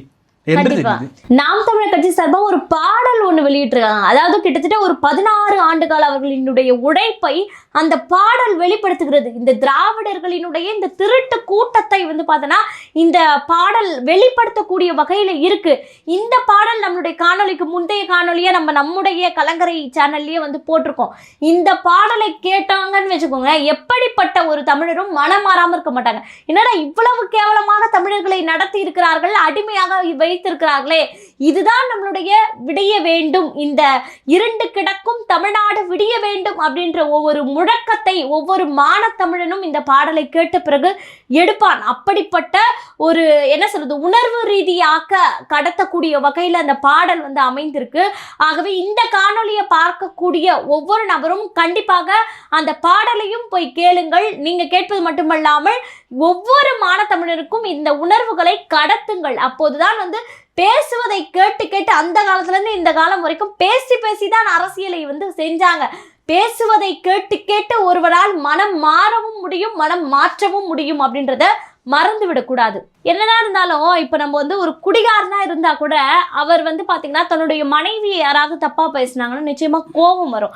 அப்படி இருக்கும்போது இவ்வளவு ஒரு உயர்ந்த இடத்துல இருந்து நான் வந்திருக்கேன், நான் வந்து மக்களை நேசிக்கக்கூடிய ஒரு தலைவன் அப்படின்னு சொல்லக்கூடிய நீங்க இத்தனை வருடம் உங்களுடைய கூட வாழ்ந்த ஒரு மனைவியை ஐட்டம் என்று உங்களுடைய விர்ச்சுவல் வாரியர்ஸ் வந்து அந்த வார்த்தையை பேசுறான் அப்படின்னா, ஒரு குடிகாரன் கூட இந்த வார்த்தையை தன்னுடைய மனைவியை எவனா சொல்லிட்டான்னு வச்சுக்கேன், செருப்படுத்து அடிப்பாங்க. அது மட்டும் இல்லாம கொலையே கூட பண்ணி போட்டுருவான். ஏன்னா வந்து எந்த வார்த்தை சொல்லி பேசினாலும் கடந்து போகக்கூடிய இந்த சமூகம் இந்த ஒரு வார்த்தையை பெண்ணை பற்றி பேசினால் ஏற்றுக்கொள்ளாது. அது அந்த பெண் வந்து தவறான தொழில் செய்யக்கூடிய நபராக இருந்தாலும் அந்த பெண்ணை எப்படி கொச்சைப்படுத்துவது அப்படின்றது எந்த ஒரு தாய்மார்களும் ஏற்றுக்கொள்ள மாட்டார்கள். அப்படிப்பட்ட ஒரு கேவலமான வேலையை இவங்க வந்து செஞ்சு இல்லைங்க.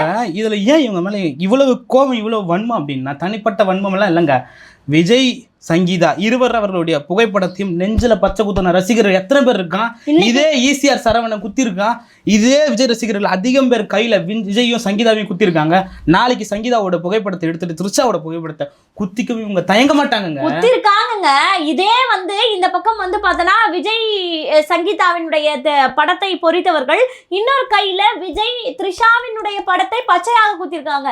அப்போ யார வேணா வச்சுக்கலாம்னு சொல்லி நீங்க வந்து ஒரு கட்சியை இருக்கக்கூடிய தொண்டர்களை வழி நடத்துகிறீர்கள் அப்படின்னா உங்களை இந்த தமிழ் சமூகம் ஆதரிப்பது அப்படின்றது எவ்வளவு ஒரு ஆபத்தான செயல் அப்படின்றத நிச்சயமா நம்ம யோசிக்க வேணும். ஏன்னா வந்து திராவிடத்தை ஒழிப்போம் அப்படின்றத தாண்டி திராவிடத்தை கூட கொஞ்சம் ஸ்பேஸ் விட்டுடலாம் போல. ஆனா இந்த தற்கூரி கூட்டத்தை நிச்சயமா இந்த தேர்தலோடு ஒழிக்க வேண்டும் அப்படின்றத ஒவ்வொரு மானத்தமிழனும் நிச்சயமா வந்து யோசிச்சு பார்க்க வேண்டும். அந்த வேட்பாளர்கள் எடுங்க, கஞ்சா குடிக்கி, பொம்பளை பொறுக்கி, எச்சல பொறுக்கிறவன், மொத்த பேரும் 234 வேட்பாளர்கள். இல்ல பேர் சொல்லி இந்த இடத்துல சொல்லணும். ஆர்கே நகர்ல போட்டியிடுற மரியா வில்சன் அவர்கள் தன்னுடைய சொந்த அண்ணன் மனைவியை கட்டையால கம்பியால அடிச்சாரா இல்லையா? காணொலி இருக்கு. கண்டிப்பா அசிங்கமா பேசினாரா இல்லையா? ஆளை வச்சு அடிச்சாரா இல்லையா? இவன் ஆர்கே நகர்ல புரட்சி செய்ய வந்த புடுங்கி என்ன பேசுறாங்க கேளுங்க, என்ன பேசுறாங்க? புனித பயணம் அனுப்புவாராம்.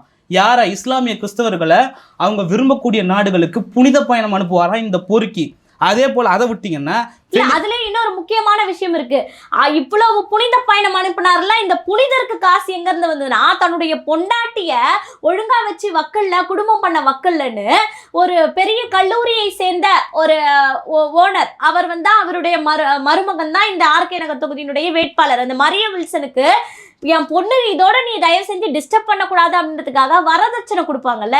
டிவோர்ஸ் ஆச்சுன்னா ஒரு தொகை ஒண்ணு கொடுப்பாங்க. அதாவது அந்த பெண் இதற்கு பிறகு வாழணும், அதுக்கு குடும்ப உதவிக்கு பொருளாதாரத்தை மேம்படுத்துவதற்காக ஒரு தொகை கொடுப்பாங்க.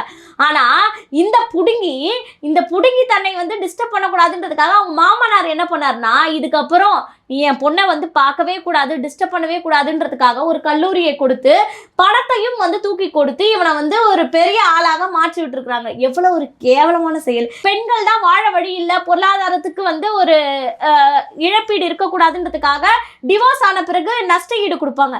நீ ஒரு பெண்ணிடம் ஒரு ஜீவன் அம்சத்தை வாங்கிட்டு பொழைச்சிக்கிட்டு இருக்கனா எப்படிப்பட்ட ஒரு கேவலமான ஒரு வேலையை செஞ்சுட்டு இருக்க.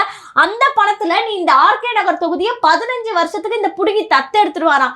தட்டு எடுத்துட்டு அப்படியே கிழிச்சு மாட்டிடுவாரு அப்படின்னு தான் சொல்லலாம். ஆர்கே நகர் தொகுதின்றது எவ்வளவு பெரிய ஒரு முக்கியமான தொகுதி, ஒரு இரும்பு பெண் களமாடிய தொகுதி. அப்படிப்பட்ட அந்த தொகுதியில இன்னைக்கு ஒரு பொம்பளை பொறுக்கியெல்லாம் நிக்கிறான் அப்படின்னும் போது இந்த மக்கள் எப்படி இதை ஏற்றுக்கொண்டு ஓட்டு போட்டு அவரெல்லாம் ஜெயிக்க வச்சிருவாங்க அப்படின்னா அடுத்து பாருங்க. லெஃப்ட் பாண்டி இருக்கிறதே 1ஆம் நம்பர் கேப் மாதிரி 1ஆம் நம்பர் ரவுடித்தனம் பண்ணவன், மோசமான குற்ற வழக்குகள் உள்ளவன் லெஃப்ட் பாண்டி. இவன்லாம் சட்டமன்றத்துக்கு போனா சட்டமன்றத்தில் சபாநாயகரையோ வந்துன்னு வெட்டி விடுவோம் பார்த்துக்க அப்படின்னு சொல்லுவார் போல.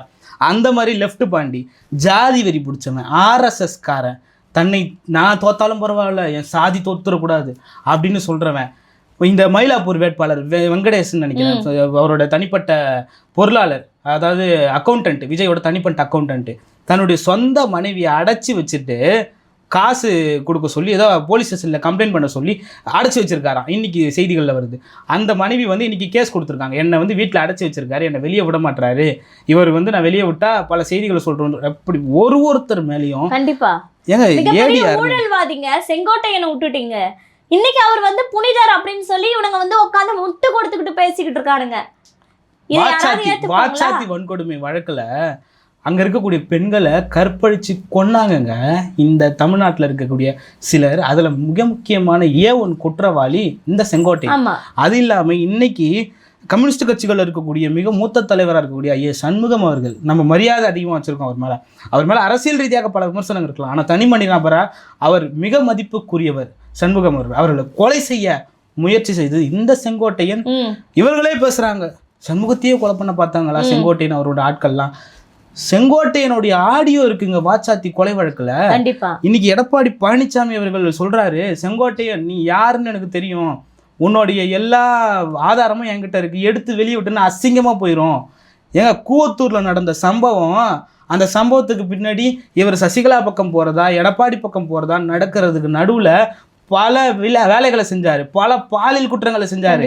தன்னுடைய சொந்த மனைவி இருக்கும்போது இன்னொருத்தர் இப்ப கூட இருக்காங்க, பேர் சொல்லக்கூடாது, அவங்களோட பல விதத்துல தொடர்புல இருந்தவர் இந்த செங்கோட்டையை ஒதுக்கி வச்சாங்களே. இந்த மாதிரி தவறான ஒரு விஷயத்துல ஈடுபட்டாருன்றதால இவரை சில நாட்கள் அமைச்சர் பதவியில இருந்து ஒதுக்கி வச்சாங்களா இல்லையா?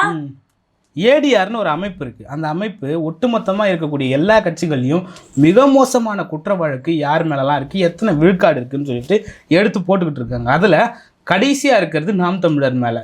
இது வரைக்கும் எந்த விதமான குற்ற வழக்கும் அதிகமாக இல்லை, மிக மோசமான குற்ற வழக்குகள்னால் போராட்டத்தில் ஈடுபட்டது, ஆர்ப்பாட்டத்தில் ஈடுபட்டது, அதிக நேரம் பேசுறது, அது கிடையாது. மிக மோசமான கொலை வழக்கு, பாலியல் வழக்கு, இப்படி சொல்லக்கூடிய மிக மோசமான குற்ற வழக்கு இருக்கக்கூடிய கட்சிகளில் கடைசியாக இருக்கிறது சிபிஐயும் நாம் தமிழரும் 0-0ன்னு வச்சுப்போம். அதுக்கப்புறம் எடுத்துக்கிட்டிங்கன்னா கொஞ்சம் கொஞ்சமாக எல்லாம் வராங்க. அதில் 41% வேட்பாளர்கள் குற்ற வழக்கோடு இருக்கிறது தாவேக்காவில்.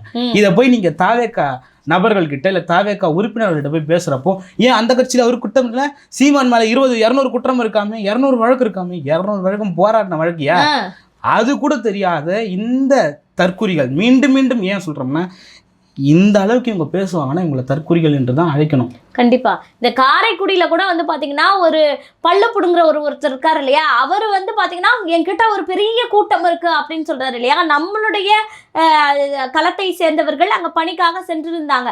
அப்போ வந்து பாத்தீங்கன்னா அந்த பல்லு புடுங்குற ஒரு பின்னாடி போற ஒவ்வொருவருக்கும் கொடி தூக்குனா 100, இது பேனர் பிடிச்சா 300 அப்படின்னு சொல்லி காசு கொடுத்து கூட்டத்தை கூட்டினார்கள் அப்படின்ற ஒரு விஷயங்கள் எல்லாம் வந்து பாத்தீங்கன்னா கேட்க முடியுது. ஏன்னா நீங்க தான் பெரிய எல்லாத்தையுமே புடுங்கக்கூடிய ஆட்களாக நீங்க உங்களுக்கு எதுக்கு காசு கொடுத்து கூடுறீங்க, உங்க பின்னாடி தான் மக்கள் படையே நிக்குது, எங்க விஜய் போனாலும் கூட்டம் கூடுது அப்படின்னு சொல்றீங்களே, அப்படிப்பட்ட உங்களுக்கு எதுக்காக காசு கொடுத்து இப்படி கூட்டத்தை கூட்டி நீங்க வந்து ஓட்டு கேட்குறீங்க. அது மட்டும் இல்லாம இது கூட பரவாயில்ல, ஒருபடி மேல போய் சுயேட்சை வேட்பாளர்லாம் விலைக்கு வாங்குறாங்க. இந்த மாதிரி ஒரு வேலைய அதிமுக திமுக கூட செய்யாதியா? அப்படிப்பட்ட கேவலமான வேலையெல்லாம் நீங்க செஞ்சுக்கிட்டு இருக்கீங்க அப்படின்னும் போது உங்களெல்லாம் வேட்பாளராக மக்கள் ஏத்து ஓட்டு போட்டாங்க அப்படின்னா நாளைக்கு இந்த மக்களையே நீங்க வந்து பணத்துக்காக வித்துட்டு வேற ஏதாவது ஒரு மக்களுக்கு இந்த நிலத்தை சொந்தமாக்கிட மாட்டீங்க அப்படின்னு சொல்லி என்ன கேரண்டி இருக்கு அப்படின்றத இவர்களுக்கு இவர்கள் மேலேயே நம்பிக்கை இல்லை. எதில் சொல்லணும்னா இன்னைக்கு தாவேக்காவும் பணப்பட்டு வடை செய்ய ஆரம்பிச்சுட்டாங்க. அது மட்டும் இல்லாம இன்னும் சொல்ல போனா என்னன்னா தாவேக்கா மேலே இருக்கிற இந்த குற்ற வழக்குகள் ஒரு பக்கம் இருந்தாலும் விஜய்க்கே தாவேக்கா மேலே நம்பிக்கை இல்லை. விஜய்க்கே தன் மீது நம்பிக்கை இல்லாதவங்க தான் 2 தொகுதியில் போட்டிட்டார். 2 தொகுதியில் போட்டிட்டது இல்லாமல் அவர் சொந்த சாதி எங்கே இருக்கோ அங்கே போட்டிடுறாரு. அவருடைய சொந்த மதத்தினுடைய மக்கள் எங்கே இருக்காரோ இன்னைக்கும் யாரு கிறிஸ்தவர் அதிகமாக இருக்க பகுதியில் இருக்கக்கூடிய திருச்சி கிழக்கில் அவர் நிற்கிறார். பெரம்பூரில் யார் இருக்கா, கிறிஸ்தவர் அதிகமாக இருக்காங்க, சொந்த சாதி மக்கள் அதிகமாக இருக்காங்க. அதை நம்பி 2 இடத்துலையும் போட்டிருக்காரு. அது மட்டும் இல்லாமல் பெரம்பூர்லையாவது நம்ம அப்படி இப்படி வந்து இழுபறி கடும் போட்டின்னு சொல்லிட்டு ஜெயிச்சிடலாம், அங்க திமுக காரர் ரொம்ப வலுவா இருக்கா, அங்க போய் நம்ம என்ன பண்ணுவோம் 3 மதத்தினுடைய கடவுளையும் கும்பிடுவோம் சொல்லிட்டு முட்டி போட்டு நாடகம் ஆடுற விஜய் முன்னாடி நாளுங்க அதான் முட்டி போட்டு நாடகம் ஆடுற விஜய் அங்க இருக்கக்கூடிய ஏதோ ஒரு அம்மன் கோயில்ல போயிட்டு தன்னுடைய உடலை அப்படியே படிய போட்டு கும்பிட்ட விஜய், அங்க இருக்கக்கூடிய இன்னொரு மசூதியோ ஜமாத்லயோ குல்லா போட்ட விஜய், ஏங்க 41 பேர் செத்து போனாங்களேங்க. உங்களுடைய பாவங்கள் உங்களுடைய மதத்தின்படி சொல்லணும்னா இல்ல எந்த மதத்தின்படி சொல்லணும்னா அதுல ஒரு 50 விழுக்காடாவது பாவம் உங்க மேல இருக்காதாங்க? கண்டிப்பா. அதை போக்குறதுக்கு நீங்க ஏதாவது ஒரு பிரார்த்தனை செஞ்சீங்களா? அங்க போய் வேளாங்கண்ணி கோயில்ல போயிட்டு அந்த ஒரு கிலோமீட்டர் முட்டி போட்டு நடப்பாங்களா, அப்படி நடந்தீங்களா? விஜய் அவர்களே ஜெயிக்கணும்ன்றதுக்காக 10 படி நடந்து 10 தடவை நடந்து இந்த அளவுக்கு நாடகம் நடத்தியவர் விஜய். எதுக்காக இதுவும் 3 மதத்திலையும் எனக்கு ஓட்டு போட்டுருங்க. இல்ல இதுல என்ன நீங்க பாக்கணும்னா பாஜக மதவாத அரசியல் செய்வது எல்லாருக்குமே அப்பட்டமா தெரியக்கூடிய விஷயம். அப்ப விஜய் என்ன அரசியலை செய்யறாரு? நீ கிறிஸ்துவன்னா நீ போய் கிறிஸ்துவ கோயில்ல வழிபடு. இது யாராவது தவறாக பேச போறாங்களா? நிச்சயமா பேச மாட்டாங்க. அது என்ன நீ ஒரே நாள்ல கிறிஸ்துவர் கோயிலுக்கும் போற, முஸ்லீம் கோயிலுக்கும் போற, இந்து கோயிலுக்கும் போற, அப்ப நீ வந்து படத்துல மட்டும் நடிக்கல, மக்களுக்காக நேர்லயும் நடிக்கிறல. இதை ஒத்துக்கிட்டாருங்க. அதுதான் வந்து அண்ணன் சாட்டை துறைமுருகன் சொல்லியிருந்தாரு, இந்த நடிப்பை படத்துல போட்டிருந்தா ஒரு தேசிய விருதாவது வாங்கியிருக்கலாம். இன்னைக்கு வரைக்கும் 26 வருஷம் 36 வருஷம் நான் வந்து திரைத்துறையில இருக்கிறேன்ற ஒரு தேசிய விருது கூட வாங்கல. நேற்று வந்த பசங்க எல்லாம் தேசிய விருது வாங்குறாங்க. இந்த நடிப்பை இந்த எஃபர்ட்டை அங்க போட்டிருக்கலாமே அப்படின்றது அவருடைய தாழ்மையான கருத்தா இருக்கு. அதாவது விஜய் அவர்களே அவருடைய வாயின் மூலமாக ஒரு ஒப்புதல் வாக்குமூலம் கொடுத்துட்டாரு. ஆமா நான் நடிகன் தாங்க, நடிகன் சொல்லாம வேற என்ன சொல்றது அப்படின்னு. அது திரைப்படத்தில் நடித்ததை விட மக்கள் மத்தியில ஓட்டுக்காக, குறிப்பாக சிறுபான்மையினர் ஓட்டை கவருவதற்காக விஜய் போடக்கூடிய அந்த குட்டிக்கரணங்கள், கோமாளித்தனங்கள் எல்லாமே வந்து பாத்தீங்கன்னா இன்னைக்கு வெளிச்சத்துக்கு வந்துடுச்சு. ஆகவே வந்து பாத்தீங்கன்னா மக்கள் வந்து இப்போ வந்து யோசிக்கணும். அதாவது எதற்காக ஓட்டு போடுறோம் அப்படின்றத தாண்டி யாருக்கு ஓட்டு போடுறோம், அந்த ஓட்டு எந்த ஒரு காரணத்திற்காக ஓட்டு போடுறோம் அப்படின்றத மக்கள் வந்து உணர்ந்து செயல்பட வேண்டிய தருணத்துக்கு தான் நம்ம வந்து இன்னைக்கு வந்துட்டோம். கடைசியாக மாற்று சக்தி அப்படின்னு சொல்லி ஒரு கள போராளி கிட்டத்தட்ட 16 ஆண்டு காலமாக மழை வெயில் விடாம இந்த தேர்தல் எடுத்துக்கிட்டோம்னா இந்த தேர்தலே அதிகம் உழைத்த தலைவர் அப்படின்னா திரு சீமான் அவர்கள் தான் முதலிடத்துல இருக்காரு. அப்படி தன்னுடைய தொண்டை தண்ணி வத்தி உயிர் போகக்கூடிய நிலைமையில வந்து பேசி அத்துணை வேட்பாளர்களுக்கும் களத்தை உரியதாக்கி தன்னுடைய களத்திலும் சென்று தன்னுடைய களத்திலுடைய அந்த வெற்றி வாய்ப்பையும் உறுதி செய்து இன்னைக்கு வந்து மக்களினுடைய அந்த ஒருவிரல் புரட்சிக்காக காத்து கொண்டிருக்கிறார். ஆகவே அந்த மாற்று சக்தியை பற்றியும் சில வார்த்தைகளை நம்ம பதிவு செய்ய வேண்டும். அவர்கள் மேல இருக்கிற கெட்ட பெயர்கள் என்ன அப்படின்னு பார்த்தீங்கன்னா, அவர்கள் மேல இருக்கிற அந்த தீமைகள் என்னன்னு பார்த்தீங்கன்னா, திமுக கிட்ட காசு வாங்கிட்டாங்க, பெட்டி வாங்கிட்டாங்க, அதுக்கப்புறம் குழந்தைக்கு முத்தம் கொடுத்துட்டாங்க. குழந்தைக்கு இல்ல, இளம் பெண்ணுக்கு குழந்தைக்கு முத்தம் கொடுத்துட்டாங்க. அதுக்கப்புறம் மாத்தி மாத்தி பேசுறாரு சீமான், பொய்யா பேசுறாரு சீமான். இன்னொன்னு கத்திக்கிட்டே இருக்காரு சீமான். அவர் என்னங்க சும்மா பாடம் எடுத்துக்கிட்டே இருக்காரு. 16 வருஷம் சீமான் என்னங்க செஞ்சுட்டாரு? இவருக்கு ஏங்க ஓட்டு போடணும்? 2 தடவை அவருக்கு ஓட்டு போட்டு ஓட்ட வீணாக்கிட்டாங்க. இன்னொன்னு, இவருக்கு ஓட்டு போடுறதே வேஸ்ட். அந்த ஓட்டு போட்டா அவர் ஜெயிக்க மாட்டாரு. அதுக்கு பதிலா ஜெயிக்கிற கட்சிக்கு ஓட்டு போடலாம். இந்த ஒரு கெட்ட லாபி மக்கள் மத்தியில இருக்கு. ஜெயிக்கிற கட்சிக்கு எப்படி ஓட்டு போடுவீங்க? நீங்க ஓட்டு போட்டாதான் ஒருவர் ஜெயிக்கவே போறாங்க. ஜெயிக்கிற கட்சிக்கு ஓட்டு போடலாம் அப்படின்ற ஒரு தீய மனநிலை மக்கள் மத்தியில இருக்கு. அப்படி நம்ம எடுத்துக்கிட்டோம்னா, காசு வாங்கிட்டாரு சீமான். காசு வாங்கிட்டா இவர் ஏங்க 234 தொகுதிக்கும் போய் தொண்டை தண்ணி ஒத்த கத்தி கத்தி தொண்டை சரியில்லாமல் கருணாநிதி வாய்ஸ் மாதிரி மாறிடுச்சு. அதுக்கப்புறம் முத்தம் கொடுத்துட்டாரு சீமான். விஜய் கட்டி பிடிக்கலையா, முத்தம் கொடுக்கலையா? இதெல்லாம் பேச கொஞ்ச நேரம் ஆகாது. அவர் அண்ணன்னு எல்லாருக்கும் தெரியும். அவரை பார்க்குறவங்க பெரியவங்கள்லேருந்து சின்ன, அவரை விட வயது மூத்தவராக இருப்பார். அண்ணன் அன்பாக கூப்பிடுவாங்க. தமிழ்நாட்டில் அண்ணாவுக்கு பிறகு அண்ணன் என்று ஒருவரை அன்போடும் பாசத்தோடும் உரிமையோடும் அழைக்கிறாங்கன்னா அது சீமானை தவிர வேற யாரும் சும்மா கிடையாதுங்க. உளப்பூர்வமாக அழைப்பாங்க, உரிமையோடு பேசுவார். அது யாராக இருந்தாலும், அது நீங்களா இருந்தாலும் நானாக இருந்தாலும் புதிதாக பார்க்குற யாராக இருந்தாலும் உரிமையோடு பேசுவார், அன்போடு பேசுவார். அவரால் முடியாது, செய்ய முடியாது, நான் செய்கிறேன்னு சொல்லுவார். அதை நினச்சி அவர் பல நேரங்களில் வருத்தப்பட்டிருக்கலாம். ஆனாலும் ஒட்டுமொத்த தம்பிகளுக்கும் ஒரே அண்ணனாக இருப்பவர் அவர். ஒட்டுமொத்த தங்கைகளுக்கும் அண்ணனாக இருக்கிறவர் அவர். ஒருவர் இது வரைக்கும் அண்ணன் திரு சீமான் அவர்கள் மேலே அவர் என்ன இப்படி பண்ணிட்டாரு ஒருவர் குற்றச்சாட்டு வெளியேறினவங்க கூட அண்ணன் பாசமானவர், ஆனால் என்ன அண்ணன் என்னை திட்டாரு, கோபமாக பேசிட்டாரு, அதை தாண்டி வராது. பேரன்பும் பெருங்கோபமும் கொண்டவன் சீமான்னு சொல்லுவாங்க. இல்ல சீமான் அப்படின்னு எடுத்துக்கிட்டோம்னா மக்கள் அண்ணன் சொல்றதை தாண்டி ஒரு பத்திரிகையாளர்கள் நேர்காணல் எடுக்கிறவங்க எல்லாம் அன்போடு அண்ணனை மேடைக்கு அழைக்கிறோம் அப்படின்னு சொல்லி கூப்பிடுறாங்க. கடைசியா நான் வந்து கோட்டீஸ்வரன் ஒருத்தரை பேட்டி எடுத்திருந்தேன். அவர் வந்து சொல்றாரு, நான் வந்து அண்ணன் தான் சொல்லி வாங்குறேன். ஏன் அப்படின்னா அவர் பத்திரிகையாளரான என்ன அன்போடு தம்பின்னு கூப்பிடுவாரு. அதனால இந்த உறவு முறை அண்ணன்னு நான் கூப்பிடுறேன். என்னை எவன் தம்பின்னு கூப்பிட்டாலும் நான் அவனை அண்ணன் தான் கூப்பிடுவேன் அப்படின்னு சொல்றாரு. இவர் மட்டும் இல்ல, பிரங்கராஜ் பாண்டே, எல்லாரும் அண்ணன் அண்ணன் அண்ணன் என்று கூப்பிடுறாங்கன்னா அந்த அன்போடு அழைக்கிறது. அவர் மேலே எப்படிங்க உங்களுக்கு இப்படிப்பட்ட ஒரு விமர்சனம்? யார் பண்றா இதை? தாவேக்காவில் இருக்கிற இந்த தற்குறி நாய்கள் பண்ணுதுங்க. எப்படி பண்றாங்க? எந்த மனுஷன் மேலே போய் நீ இப்படி பண்ற? இதே விஜய் மேல பல குற்றச்சாட்டுகள், ரூட் என்ற ஒரு அமைப்பை வச்சுட்டு பல பெண்களை பாலியல் ரீதியான தொழில்களுக்கு ஈடுபடுத்தியவர் விஜய். ஆமாவா இல்லையா? கண்டிப்பா. இந்த அலிகேஷனை வைக்கிறது யாரு? விஜய் ரசிகரா இருந்தவங்க. உளப்பூர்வமாக 30 ஆண்டுகள் விஜய்க்காக போராடியவங்க வந்து வெளியே வைக்கிறாங்களா இல்லையா? அஜிதா என்ற ஒரு பெண்மணி காரு முன்னாடி வந்து கை வைக்கிறாங்க, கொலை பண்ண பார்த்தாரு விஜய். இவங்க பேசுவாங்களா? நிச்சயமா. இன்னைக்கு அதே போல திமுக போய் சேர்ந்துட்டாங்க. அவர்களை அசிங்கமா பேசுறது இவங்க. அதே போல கோவையில வைஷ்ணவி என்ற ஒரு பெண் இருந்தாங்க. அந்த வைஷ்ணவி என்ற பெண் விஜய்க்காக பல வேலைகளை செஞ்சாங்க. ஆரம்ப காலகட்டத்தில் ஒரு பெண்ணாக இருந்து விஜய்க்காக பேசிய ஒரு பெண். அவங்க அசிங்கமா பேசி வெளியே அனுப்புனாங்க. அதே போல நாச்சியால் என்ற ஒருத்தவங்க இருந்தாங்க. அவர்கள் அசிங்கமா பேசி இவங்க 3 பேரையும் திமுக காசு கொடுத்து வேலை வாங்கிடுச்சு. எப்படிங்க இவங்க எல்லாம் இப்படி இருக்கிறீங்க? ஏங்க இவர்கள் எல்லாம் சாதாரணமா நினைக்காதீங்க. தன்னோட சொந்த பொண்டாட்டி விஜய்க்கு எதிராக பேசுனா நீ திமுக கிட்ட காசு வாங்கிட்டேன்னு சொல்றவன் தான் விஜய் ரசிகன். தன்னுடைய சொந்த பொண்டாட்டியை அசிங்கமா எழுதுறவன் தான் விஜய் ரசிகன். கேவலமான பிறப்பெடுத்தவர்கள் இவர்கள் எல்லாம். இவர்களெல்லாம் சாதாரணமா விட்டுறக்கூடாது. பெட்டி வாங்கிட்டா அப்படின்னு சொல்லி விமர்சனம் வைக்கிறது எதுக்காக அப்படின்னா, சீமான் வந்து விஜய் விமர்சிக்கிறாராம். விஜய் விமர்சிக்காம என்ன செய்வாரு? விஜய் அரசியலுக்கு வரும்போது வரட்டும்னு வரவேற்ற ஒரு மனிதனை இன்னைக்கு வந்து திராவிடமும் தமிழகமும் என்னுடைய 2 கண்ணு அப்படின்னு சொல்லி மாத்தி பேசி அரசியலையே வந்து பாத்தீங்கன்னா ஏற்கனவே அரசியல் ஒரு சாக்கடையாக தான் இருக்கு. அந்த சாக்கடையில இன்னும் ஒரு சாக்கடையாக நானும் வருகிறேன், நான் தான் வந்து தூய சக்தின்னு ஒரு கருமாந்திரம் பிடிச்சவெல்லாம் வந்து பேசும்போது நாட்டுக்காக, நாட்டு மக்களின் நலனுக்காக எத்தனை போராட்டங்கள், எவ்வளவு இழப்புகள், எவ்வளவு வழக்குகள், எவ்வளவு வலிகள், எத்தனை உயிர்களினுடைய தியாகங்கள், இதெல்லாம் சுமந்து 16 வருட காலம் ஒரு கட்சி வந்து ஒரு நபர் வழி நடத்தி வந்து கொண்டிருக்கிறார் அப்படின்னா அந்த வழிகளினுடைய அந்த பயணம் நெடிய பயணம்ல அதுல வந்து நீ ஒரு குழப்பத்தை ஏற்படுத்துற. ஒரு இளைஞர்களை வழி நடத்தி அவர்களை வந்து தெளிவுபடுத்தி அரசியல் படுத்தக்கூடிய வேலையை சீமான் செய்யக்கூடிய இதே தமிழ்நாட்டுல தற்கொலை கூட்டங்களை, ஜாம்பி கூட்டங்களை, ஜென்சி கூட்டங்களாக உருவாக்கி எதற்காக நான் வந்து விஜய்க்கு ஓட்டு போட போறேன் என்பதே தெரியாம ஒரு ரசிக மனப்பான்மையோடு நீ உருவாக்கி வைத்திருக்கிறார் அப்படின்னா ஒன்ன விமர்சனம் செய்வாமல் தட்டி கொடுத்து போனால் அவன் ஒரு நல்ல தலைவனாகவே இருக்க மாட்டான். அந்த வேலையை தான் திரு சீமான் அவர்கள் செய்யறாரு. அதுல வந்து இவர் வந்து 2 பேருக்கு தான் போட்டி. யாரு? விஜய் அவர்கள். திமுகவுக்கும் தாவேக்காவுக்கும் தான் போட்டி. விஜய் ரசிகர்கள் வந்து திமுகவுக்கும் தாவேக்காவுக்கும் நாம் தமிழருக்கும் தான் போட்டி.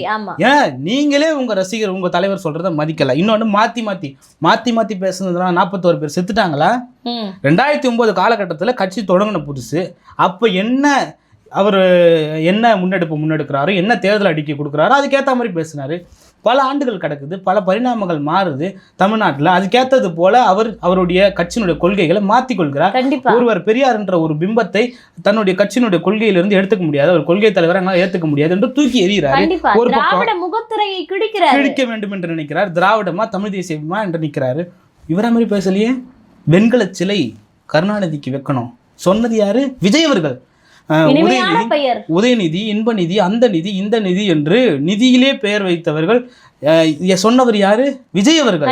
கருப்பு சிவப்பு சைக்கிள் ஓட்டு வந்த 2021 தேர்தலில் ஓட்டு கேட்டது யாரு? விஜய் அவர்கள். இன்றைக்கு திமுக ஆட்சியில் இருக்குதுன்னா அதுக்கு காரணம் யாரு? விஜய் அவர்கள். யார் சொன்னது? ஆதவர்ஜுனா சொன்னது. இப்படி எல்லா திமுகவினுடைய ஊழல்களையும் எல்லா திமுகவினுடைய நாசகர வேலைகளையும் பங்கு பெற்ற விஜய் அவர்கள் இன்னைக்கு தன்னை வந்து மாற்றி பேசலையா, நேராக பேசுகிறாங்க. வந்து கட்சி ஆரம்பித்த முதல் ஆண்டு நீட்டை ஒழிக்க போராடுவோம் சொன்னது விஜய். இன்னைக்கு நீட்டெல்லாம் ஒழிக்க முடியாது, பூச்சாண்டி காட்டுறாங்க, ஏமாத்துறாங்க. வந்து கட்சி ஆரம்பித்த புதுசில் இலவசங்கள் என்ற பேரில் ஊரை ஏமாத்துது திராவிட கட்சிகள். இன்னைக்கு 2500 ரூபா நாங்கள் யாரு மாற்றி பேசுகிறா? எழுதி கொடுத்ததை மாற்றி பேசுகிற விஜய் ரசிகர்கள். பேப்பர் இல்லைன்னா 10 நிமிஷம் பேச தெரியாது உன் தலைவனுக்கு. நீ வந்து பேசுகிற மாற்றி பேசுகிறாரு சீமான். என்ன மாற்றி பேசிட்டாரு? சீமான் மாதிரி இன்னைக்கு ஆகத்திருந்த தத்துவத்தையும் கொள்கையும் முன்வைக்கக்கூடிய ஒரு தலைவன் தமிழ்நாட்டில் காட்ட முடியுமா? கண்டிப்பா. இன்னொன்னு, ஒரு செயற்பாட்டு வரைவு, ஆட்சி வரைவு அப்படின்னு வெளியிட்டு இருக்காங்க அப்படின்னா சாத்தியப்படுத்த முடியுமான்னு இத்தனை வருடம் கேள்வி கேட்ட ஒரு விஷயத்தை சாத்தியப்படுத்துவேன் அப்படின்னு திரையின் மூலம் திரையிட்டு மக்கள் பத்தியில இப்படிதான் நான் செய்ய போறேன், இந்த நாடு அதை செஞ்சிருக்கு, அதனால இவங்க இவ்வளவு பொருளாதாரத்தை ஈட்டுறாங்க, நம்ம இதை செய்வோம், நம்ம இதனால இவ்வளவு பொருளாதாரத்தை ஈட்ட முடியும் அப்படின்னு சாட்சிகளோடு காரணத்தோடு ஒருவர் வந்து இன்னைக்கு வெளியிட்டு அதை நான் சாத்தியப்படுத்துவேன், யாரெல்லாம் சாத்தியப்படுத்த முடியாது என்று சொல்லக்கூடிய ஒரு விஷயத்தை நான் சாத்தியப்படுத்துவேன் அப்படின்னு ஒரு தமிழர், ஒரு மானத்தமிழர் தைரியமாக களத்தில் போராடுகிறார். இன்னைக்கு எவ்வளவு ஆதரவு உலக தமிழர்கள் லண்டன்ல இருந்து பேராதரவு கொடுக்குறாங்க. 234 வேட்பாளர்களையும் கையில பதாகையாக ஏந்தி எங்களுடைய ஆதரவு நாம் தமிழருக்கு அப்படின்னு சொல்லி ஆதரவு தெரிவிக்கிறாங்க. அதே போல இன்னைக்கு யாழ்ப்பாணத்துல இப்ப நம்ம பேசிக்கொண்டிருக்கக்கூடிய இந்த வேலையில வந்து பாத்தீங்கன்னா யாழ்ப்பாணத்துல நூலகத்துல பஸ் ஸ்டாண்ட்ல மத்திய அரசினுடைய அந்த கட்டட நூலகத்துல பஸ் ஸ்டாண்ட்ல பொது வழிகள்ல எல்லாம் வந்து பாத்தீங்கன்னா சீமான் அவர்களினுடைய புகைப்படம் ஏந்திய பதாகைகளை வந்து பொறித்து நம்மளுடைய தமிழர்களுக்கு இவர்தான் வந்து ஒரு உரிய ஆதாரம், இவரை நம்ம வந்து ஆட்சியில் அமர்த்த வேண்டும் அப்படின்னு சொல்லி யாழ்ப்பாணத்து ஈழ தமிழர்கள் ஆதரவு தெரிவிக்கிறாங்க. எங்க இருந்து இவ்வளவு வளர்ச்சி, இவ்வளவு எழுச்சி அப்படின்னா ஒரே நபராக இருந்து கொண்டு 360 டிகிரியில் சுத்தி அடிக்கிறாரு. பாஜகவா நீ தப்பு செஞ்ச தப்புடா, உன்னை தமிழ்நாட்டிலே சேர்க்க மாட்டேன்டா, கையை நீட்டுற இந்த கை சின்னத்தை முறித்து எடுப்பேன், இந்த தேர்தலோட காங்கிரஸை ஒழித்து கட்டுவேன்னு கிளம்புறாரு. புதிதாக வந்து இந்த ரசிகர் கூட்டம், இந்த ரசிகர்களை வந்து பார்த்தோன்னா இந்த ரசிக மனப்பான்மையை இந்த தேர்தலோட அடியோடு ஒழித்து கட்டுவேன் அப்படின்னு சொல்லி ஒரு சபதம் எடுக்கிறாரு. இந்த பக்கம் திமுகவா இனி திமுக ஆட்சி ஒரு நாளும் வந்து மலரக்கூடாது அப்படின்னு சொல்லி இறங்கி அடிக்கிறாரு. இப்படி ஒரு அரசியல் தலைவர் இந்த தமிழ்நாட்டில் வேற யாராவது அரசியல் செய்யறாங்களா அப்படின்னு கேட்க வேண்டிய கட்டாயம் இருக்குல்ல. புரியுது. இன்னொன்னு என்ன பாத்தீங்கன்னா சீமான் 16 வருஷம் போராடினாரு. நீங்க என்ன செஞ்சுட்டாரு சீமான் அப்படின்னு கேட்குறாங்க. 8 வழிச்சாலை, இங்கே வந்த நாசகர திட்டம், விவசாய நிலங்களை பறி கொடுக்கிற ஒரு திட்டம், அந்த சாலைக்கு எதிராக போராட்டம் பண்ணி நீதிமன்றத்துக்கு போய் அந்த திட்டத்தை தடுத்து நிறுத்தியது நாம் தமிழர் கட்சி.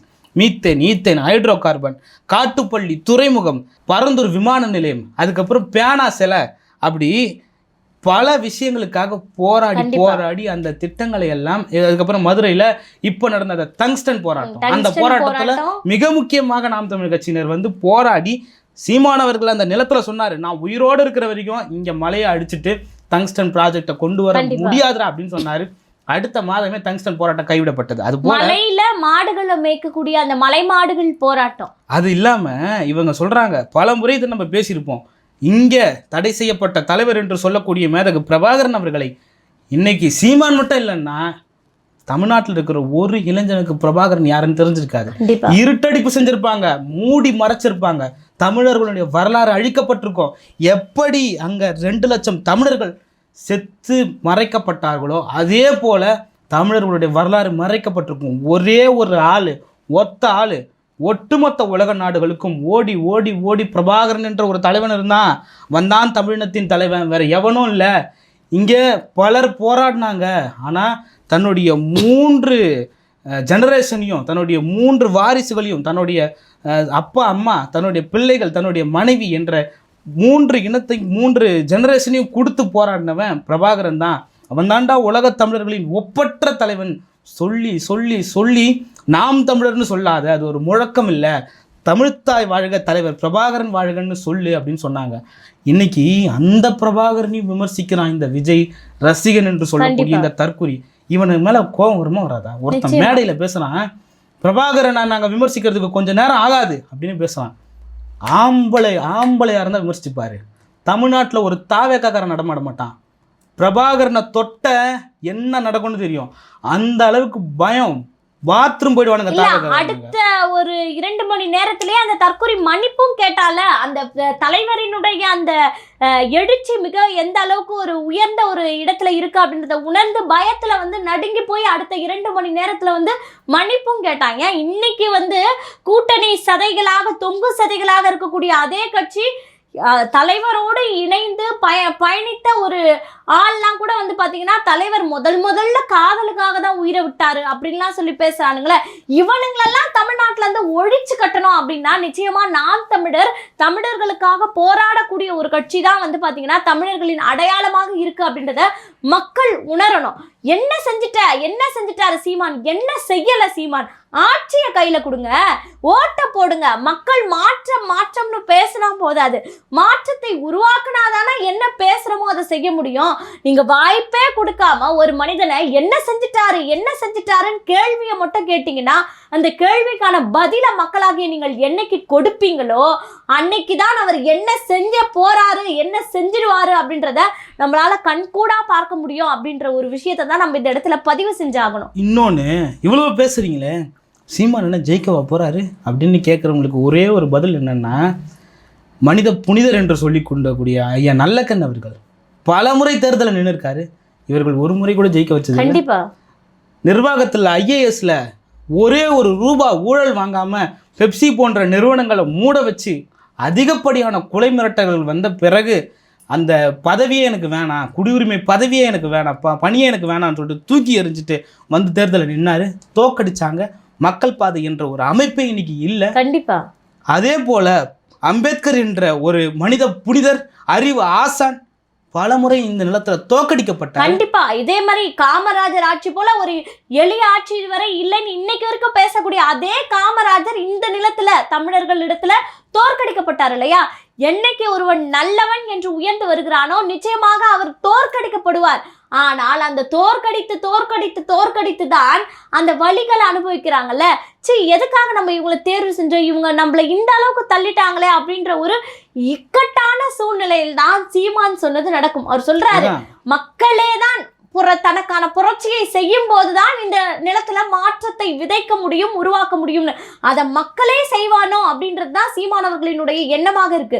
ஆகவே மக்கள் இப்போ புரட்சி செய்யக்கூடிய நிலைமையில இன்னைக்கு ஆட்சியாளர்கள் ஓட்டு கேட்க வரும்போது இத்தனை வருடம் நடக்காத ஒரு அதிசயங்கள் நடக்குது. விரட்டி அடிக்கிறாங்க. முக்கிய அமைச்சர்கள் எல்லாம் அவங்களுடைய தொகுதிக்குள்ளே கால் வைக்க முடியாம மக்கள் வந்து விரட்டி அடிக்கிறாங்க. இதையெல்லாம் வந்து ஒரு தமிழராக நின்று இந்த போராட்ட குடங்களை எல்லாம் விதைத்து தமிழர்களின் உணர்வை தூண்டி கொண்டிருக்கக்கூடிய ஒரு மாமனிதர் இந்த அரசியலை செய்யறதால தானே இதெல்லாம் இன்னைக்கு பாசிபிளாக இருக்கு. இப்ப இதையெல்லாம் இன்னைக்கு நடக்காத ஒன்று இந்த தேர்தலில் நடந்து கொண்டிருக்கிறது அப்படின்னா இவருடைய வெற்றியும் ஒன்றும் நடக்காது அப்படின்னு யாராலுமே தவிர்த்து விட்டு போக முடியாதுல்ல. இன்னைக்கு காரைக்குடியை நோக்கி படை எடுக்குது ஊடகங்கள். எதற்காக வரீங்க? சீமான் என்ற ஒற்றை நபர் அந்த இடத்துல களம் காண்கிறார் என்பதற்காக இங்க தமிழ்நாட்டு ஊடகம் முதற்கொண்டு தேசிய ஊடகம் வரை திரு சீமான் அவர்களை நோக்கி படையெடுத்து வரீங்க. ஏன்னா மக்கள் நேசிக்கக்கூடிய ஒரு தலைவராக அவர் உருவாகி இருக்கிறார் அப்படின்றதுக்குரிய பிரதிபலிப்பு இது போதாதா? இதை விட என்ன அவரால வளர்ச்சியை நிரூபித்து காட்ட முடியும் அப்படின்றதுதான் மக்கள் வந்து யோசிச்சு பார்க்கணும். இப்படி பல விஷயங்களை நம்ம பேசிட்டோம். நம்ம மீண்டும் ஆரம்பத்திலே வரோம். வாக்குரிமை என்பது மிக முக்கியமான ஒன்று. ஒரு வாக்காளனுக்கு, ஒரு குடிமக்கனுக்கு மிக முக்கியமான ஒன்று. வாக்கு என்பது பொன் போன்றதுன்னு இந்த திராவிட கட்சிகள் இருக்கிற அரசியல்வாதிகள் சொல்லுவாங்க. வாக்கு என்பது பொன் போன்றதல்ல, அது உயிர் போன்றது. ஒரு முறை போட்டது தான், அதை திரும்ப பெற முடியாது. அந்த உயிர் போன்ற வாக்குகளை நீங்கள் நம்ம சொன்னதை வச்சு யாருக்கு செலுத்தணும்?